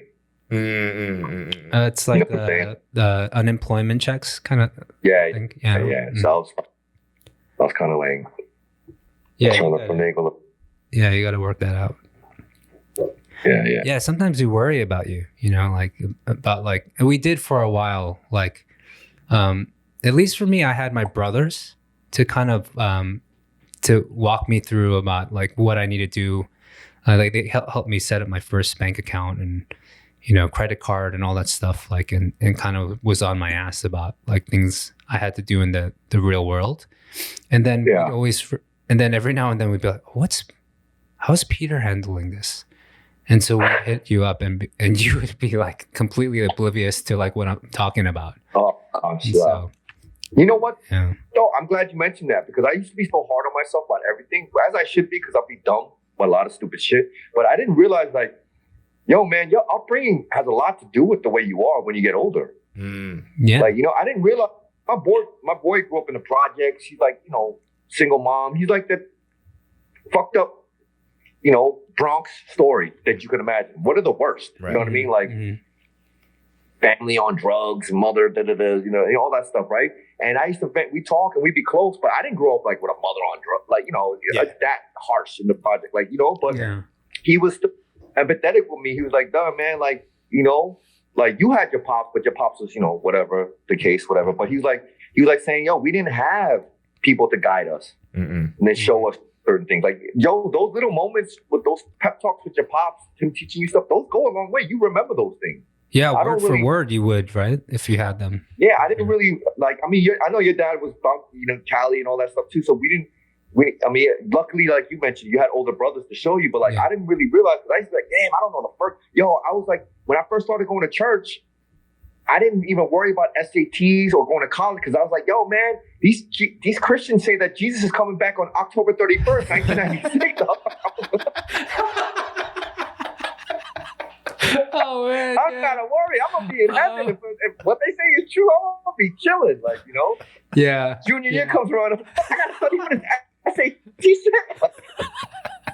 So like, I had no idea what I was doing college application. What's that? Huh? Yeah, when Jesus didn't come back, I was like, "Where the fuck is this motherfucker? He's late, man." Like, I remember Christian too. People are lying. I was like in that in both camps. I was like, man, you know, like the Bible says nobody knows, right? And so I'm supposed to believe that. That's what our church was preaching, right? But then all these other Koreans were like, no, it's happening. It actually, it's going to happen. And they were selling all their stuff. They were selling their property and giving away the money and all that. And so, but part of me was like, what if they're right? So when the October 31st came that year and it passed like midnight and it was like literally 5 minutes past and nothing changed, I was so relieved. I was like, man, nothing to sell anyway. So, but I remember that time. Was it in LA too? They had that in LA too, right, Danny? I didn't grow up in the church. I was Catholic, but yeah. Okay. Yeah, but there was. I thought it was just a widespread thing. No, I think it was. I'm sure it's certain denominations, or whether you want to call them a church or you want to call them a cult. I'm sure it's, you know, end of the world people. It's kind of tough, right? My aunt is down with all that stuff. Still? Yeah, she's still down with that stuff. And I didn't realize that when I was young growing up that she was like a part of that stuff. Because my mom used to send me to spend my summers in Philly with Dennis, my cousin, stay at the or whatever.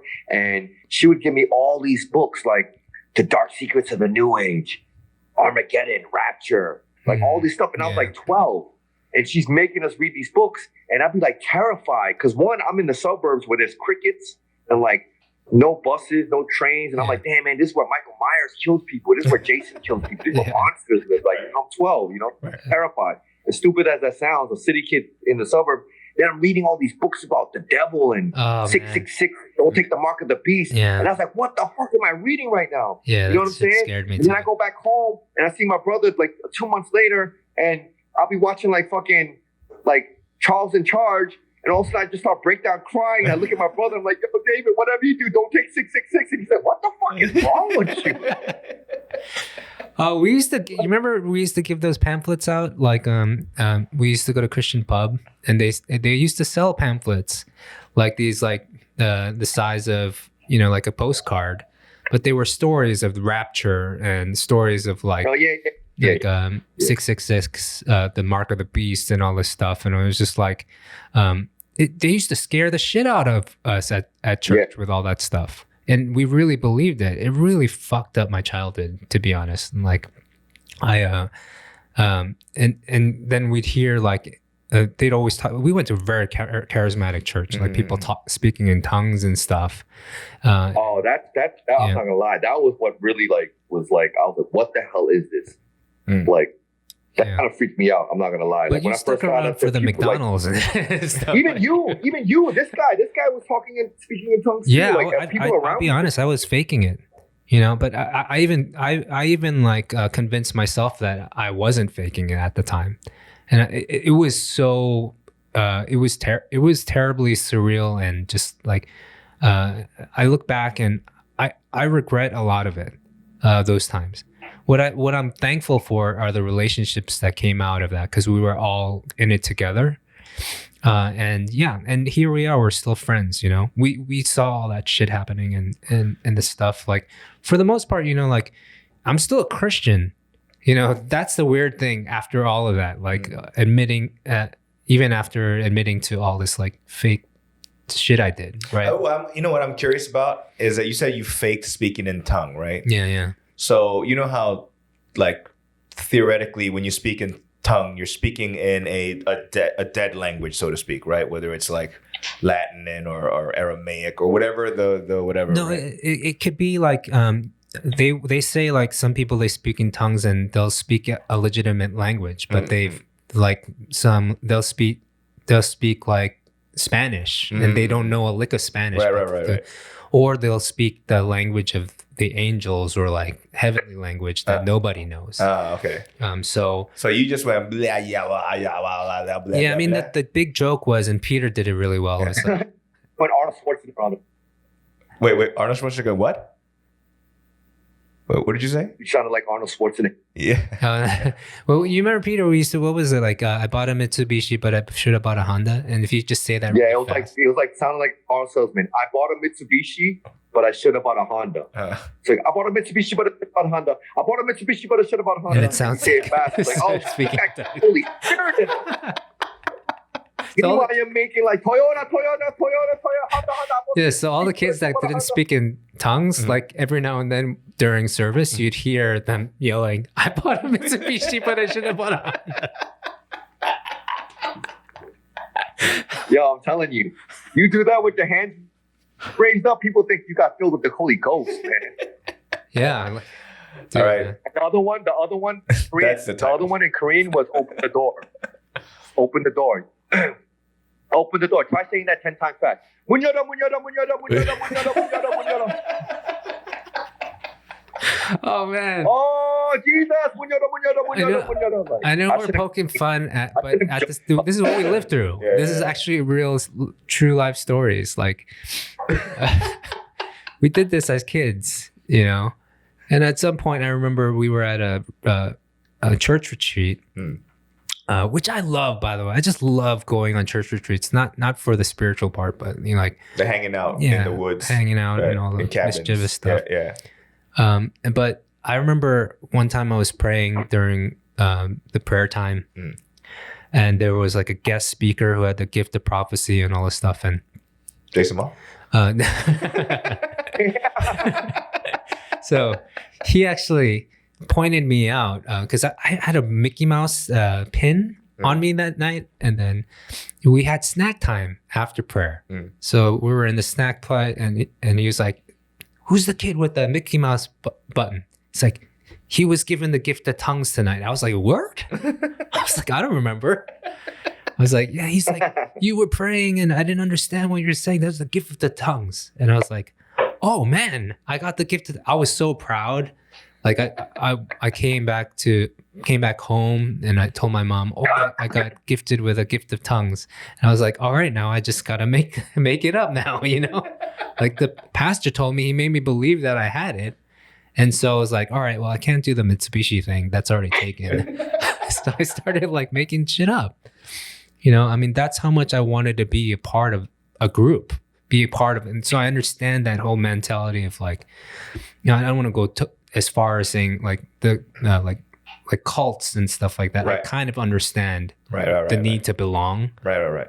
So that's what it was. It was partially due to that. So, But I'm curious, like, you know, like those people that are so gullible to certain things, like cults, for example, Yeah. right? Or like scammers. So the reason why I bring this up is one of these. So a few of the stand-up comedians here, like their day job is they're like I don't even say the security guard at a bank, but they're the people. They're the dude at the bank that like pulls out the number to be like, hey, your number, you know, like, and usually people that go to the actual bank in Korea are foreigners or old people, like old as fuck people that don't know how to use ATM or whatever, and be like, they'd be like, hey, can you pull money out for me, right? Mhm. Like, what's the most random thing you saw recently?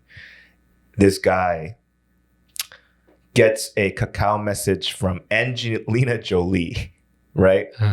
But it's her profile photo, but in Korean, she's like, hey, like I'm divorced my husband, and now like I am trying to set but everything's in Korean, right? Can you send this money at this time? And so he's like, you know, like, how do I send money to Angelina Jolie? Like, so like people would come and be like, how do I, you know, whatever, right? It's like, she said she's gonna live with me, you know, and like blah blah blah. But like if you think about it just a little bit, how can this make sense, right? But there's so many people that are gullible that, like, you know, these Nigerian prince like scam emails, like they're still around because I'm sure some people have sent money. A ton of people probably sent money. Yo, bro, I don't know what's like. I'm glad that you bring this up, because right now in America, this scamming and boosting right now is crazy. Crime is, this is something that you guys don't know about America right now. Crime is through the roof right now. Like, we just went back like 10, like it's like the 80s and 90s right now again, especially in LA, because right now, you got to think about it. It's the perfect formula for criminals, right? Everyone has to wear masks. Right. So people wear masks and they cover themselves up with everything and make it seem like they're just trying to be safe with COVID, right? They wear everything. You could be totally, you don't even know what race someone is because they're just masked up like a ninja, right? Right. And that's kind of commendable, because people are like, oh, that guy's safe, right? So CCTV sees you doing anything, you can't get caught, right? And then the laws right now, or the cops don't want to really do their jobs because they're scared of like BLM protests and like the whole protest about defund the police with all the stuff. So the cops are kind of bitter and sour because they're not appreciated. So they're doing a lackadaisical job, but they don't want to put hard work into doing a job because they're not appreciated. It's the Wild West, right? So you have two things like that. Yeah, and then not only that, you have now all the Democrats are in office, right? I mean, I swing more towards a Democrat, but nowadays everything's not just a moderate Democrat or moderate Republican. It's an extreme Democrat, an extreme Republican. There's no middle ground anymore, right? So now you have all these Democrats put all these laws into place that makes criminals say whatever. Right now, in LA at least, if you get caught stealing theft under $1,000, you'll get arrested and you're right out free, no charges. So these criminals know all that stuff. So right now, people are getting stuck up in broad daylight at cafes, sitting outside eating. They're getting stuck up in West Hollywood, Beverly Hills, Mid-Wilshire, everywhere that you would not expect crime to happen. It's happening, and in broad daylight. I'm literally talking about there's videos of people sitting outside of a nice cafe eating, and a guy just walks into them nonchalantly, pulls out a gun, says, run all your stuff. They take all their bags, their watch, their jewelry, everything. Just walk off. The phone, everything. It's everywhere. And then there's also the smash and grabs where like hundreds of people, this is a crime they used to do in the 80s, but 50 to 100 people will go into like Nordstrom, they'll storm it, and they'll just like young kids would just storm it, grab everything, and the securities can't do anything. Right. So like a majority of them get away with everything, but like maybe 2 will get caught. Right. It's like a flash mob for like shoplifters. But it's crazy. I read somewhere that they're like robbing like news reporters that are doing shit on the street, like cameramen. Yep. I wouldn't even doubt. I didn't even hear about that, but I don't. Nothing is like no, like there's no restrictions right now. Everyone's just there's no like right now. LA's crazy right now. Like as far, I mean, I'm not. One person exaggerated and said it's like the purge. It's not like that crazy, but what I'm saying is stuff that never used to happen before is happening like pretty bad. Like Melrose is a shit show right now. Like people are getting robbed at gunpoint Melrose any time of day, all the time now. Like cops are all over the place. Good to know.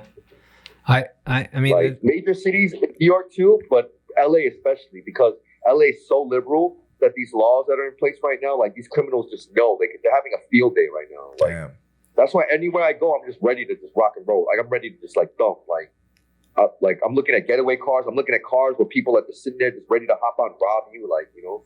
Damn, I mean, like for me, like I left LA because I felt unsafe. That was the last straw for me. Like because I just didn't trust the police.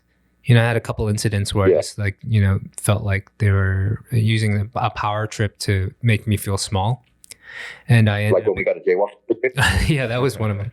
Yeah, we got jaywalking tickets at like 3 a.m. when no cars were around, and they just for like $180 each, right? But I was just like, you know what? I'm done feeling unsafe. I came to Korea first. That's the first thing I noticed. I felt safe. I felt like I didn't need to be bothered by the police for no reason. You know, like in the States, like to this day, when I go back, if I drive up next to a cop car, it just gives me anxiety. You go for no reason. The 11 and 2.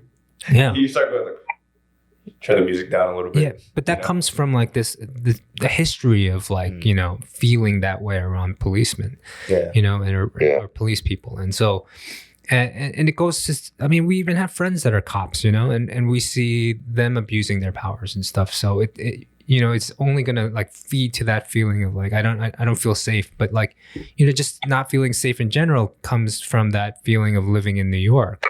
You know, like I lived in Midtown back then, Pete. You remember, you know, it was like a lot of XXX theaters and like a lot of you know, junkies or whatnot. And I remember I got like mugged and stuff. Like that stuff just I never got over it. It always just made me feel small in this world and like unsafe. And so I kept trying to figure out ways to escape. You know, I felt safe in Boston when I went to school there, but then I was like, had to deal with all this racist bullshit. And then when I went to LA, I felt a little safer, but then all this bullshit started to come about then too, but it was getting worse and worse. And now that you're telling me these stories, it doesn't really surprise me. Though it is shocking, but like just like the evolution of everything, that doesn't surprise me, and I'm really glad. For me, at least, I don't have thick skin when it comes to that kind of thing. So I think me being in Korea has a big like that's something I can't explain to Koreans. Like I feel safe here. What do you mean you feel safe? Like for their whole lives, they felt safe, so they don't really understand. Because they've never had, they never got mugged. They never got a fucking gun pulled out. You know what I mean? Like, I guess that's to them, that's movie shit. You know what I mean? And so they don't understand it. That's crazy. You're going through that right now. You have to like have your guard up all the time. Oh yeah. It's like it makes you anxious. Like definitely makes you anxious. Yeah, I mean, shoot, like nowadays, like there's not even like there's no holds barred. Like, you know, like right now, like I don't know what it is, but like I know back in the days, like there was like some kind of even with crime, there was a certain kind of like a certain integrity. I don't know if this word is integrity, but like you don't do certain things. You know, like even in a fight, like no women and children or something like that. But now, I mean, like look what's going on, like with anti-Asian stuff. Like old people are getting beat down. Yeah, women are getting down. Like, you know what I'm saying? We celebrate the worst of the worst. Like we see celebrities, like athletes beating the crap out of their woman. Memes that make fun of that. You know what I mean? Like I just don't understand like how it got so bad where like where are the morals at? Where do we draw the line? Like where does the youth draw the line? Right now it's all about clout chasing. Like what's the most popular? Like you could be a horrible artist, make bad music, and whatever, but if you're controversial and you have followers, you'll get money. You can monetize that. Like what happened to good, bad, right, wrong? What is it? Like it's just a popularity contest. I don't like it. That makes you feel so like hopeless at times. You know what I'm saying? Yeah. Like where's art? Where's good stuff? Where's I don't know what the word is, but you know. like when I hear you telling all this stuff and talking about this, like I forget like how much I take for granted living in Korea, because there are certain things here that make it impossible for, you know, people like even influencers to do like you can't film in public, right? Or you can't take photos of people in public without right? their consent. So in the States, like there's like a lot of like gag videos, or like you can, you know, give money away even to some random person on the street, but you can be filming them while you do and ask for permission. Can I use this, right? But in Korea, you can't even do the act of it and ask for permission after. You just can't film them, right? So this kind of closes the opportunity for a lot of these things to go off the rails. And I think we take that for granted, like living here, because it is for the most part like the public is has more boundaries, and we're more safe, I guess, in that aspect where things don't go off the rails. So, well, I also think it's because like America is so much of like that the American mentality of the Western mentality of me, the pursuit of my own happiness, my rights. Me. Yo, you got fucking meth addicts like, I got my rights. You got homeless people, I got my rights. Yeah. You know what I'm saying? Fighting over their rights. But in the Eastern philosophy, it's like the village mentality. My neighbor, for the community. You know what I'm saying? They think of like the village. You know, it takes a village to raise a child. It's a community. We call each other oppa and bongzang for a reason. You know what I'm saying? But out here, it's not. It's an individual. It's me. Although I don't feel that in Korea either, though, in terms of, I think it's very individual. I think it's very selfish here, too, to a certain degree. You know what I mean? Like, it's becoming that way because of cell phones and, you know, everyone is in their own world. Of course, it is. But what I'm saying is like, all right, perfect example, when COVID hit, Korea shut down. Asian countries shut down. They followed the rules. They said community, my neighbor, like, this is what we have to do. America, what the fuck happened in America? Yeah, my rights. We're fighting over the dumbest shit. If you really think about it, I'm fighting over the right to have to wear a mask or not wear a mask. People are ready to kill each other, shoot each other over the right to wear a mask and not wear a mask, just because they want to have their freedom, their right. Yeah. This shit is the dumbest thing if you really think about it. It's pretty. People are dying. People are dying, and people are like, I have my right not to wear a mask. Are you fucking kidding me? Right. Like, that's how selfish that kind of mentality can go to. That's the extreme case. Yeah. Oh shit. Sorry, it's like is that a cutoff time? No, it's a emergency alert for the public. Everyone gets the same text like when it. Shit, I didn't get one. Oh, I'm dead. Yeah, you'll probably get it later because the important people get it first. So why did you get it? That's so weird. I had it on mute, whatever, vibrate. But I don't know. Like we've already gone 2.5 hours, but I knew this would happen. Actually, part of me knew it because, you know, there's just so much history between us three, and like there's so much more we could talk about. Honestly, I think we could have a podcast outside of Noonchi where we just kind of do this, and yeah, it'd be just as fun. I'll look you guys up again next time. I won't wait too long. Let's not wait too long. Yeah, let's do this again. Yeah, for sure. You know, I think it's very positive, and it's kind of. I mean, it's fun because we're just chopping the shit. It's not like I'm not even paying attention that this is being recorded. Yeah. Unless I was saying, but yeah, if I said some too many bad things, please take it out, okay? No, we're not gonna edit this, but that's the work I have to do.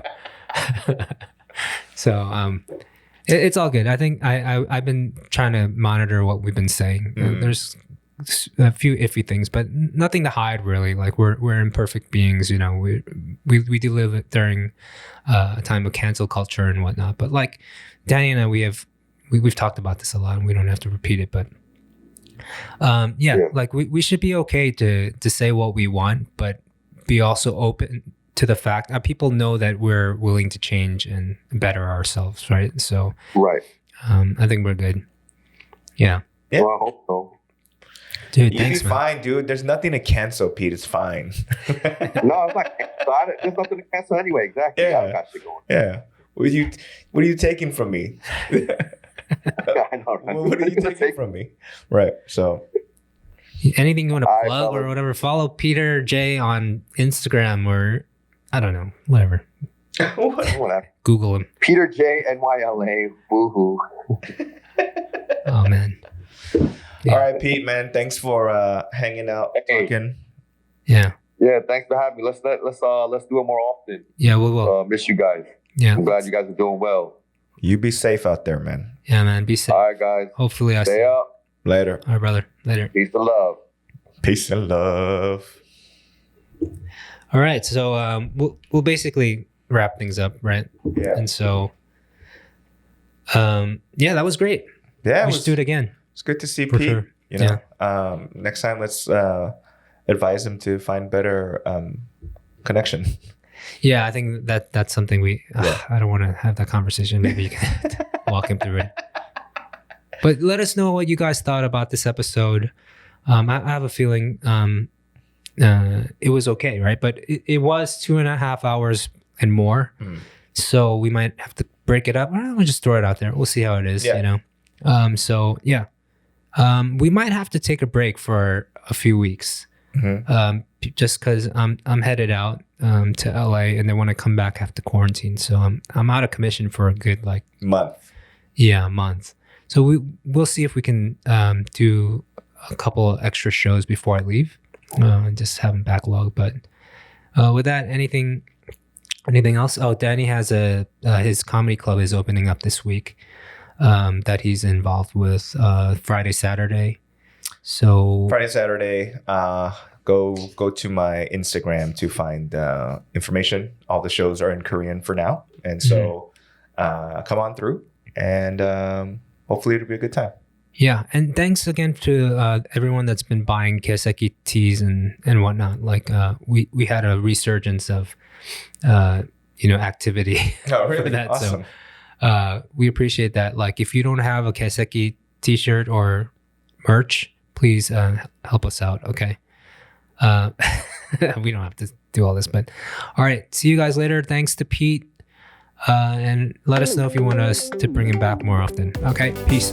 Later. Bye.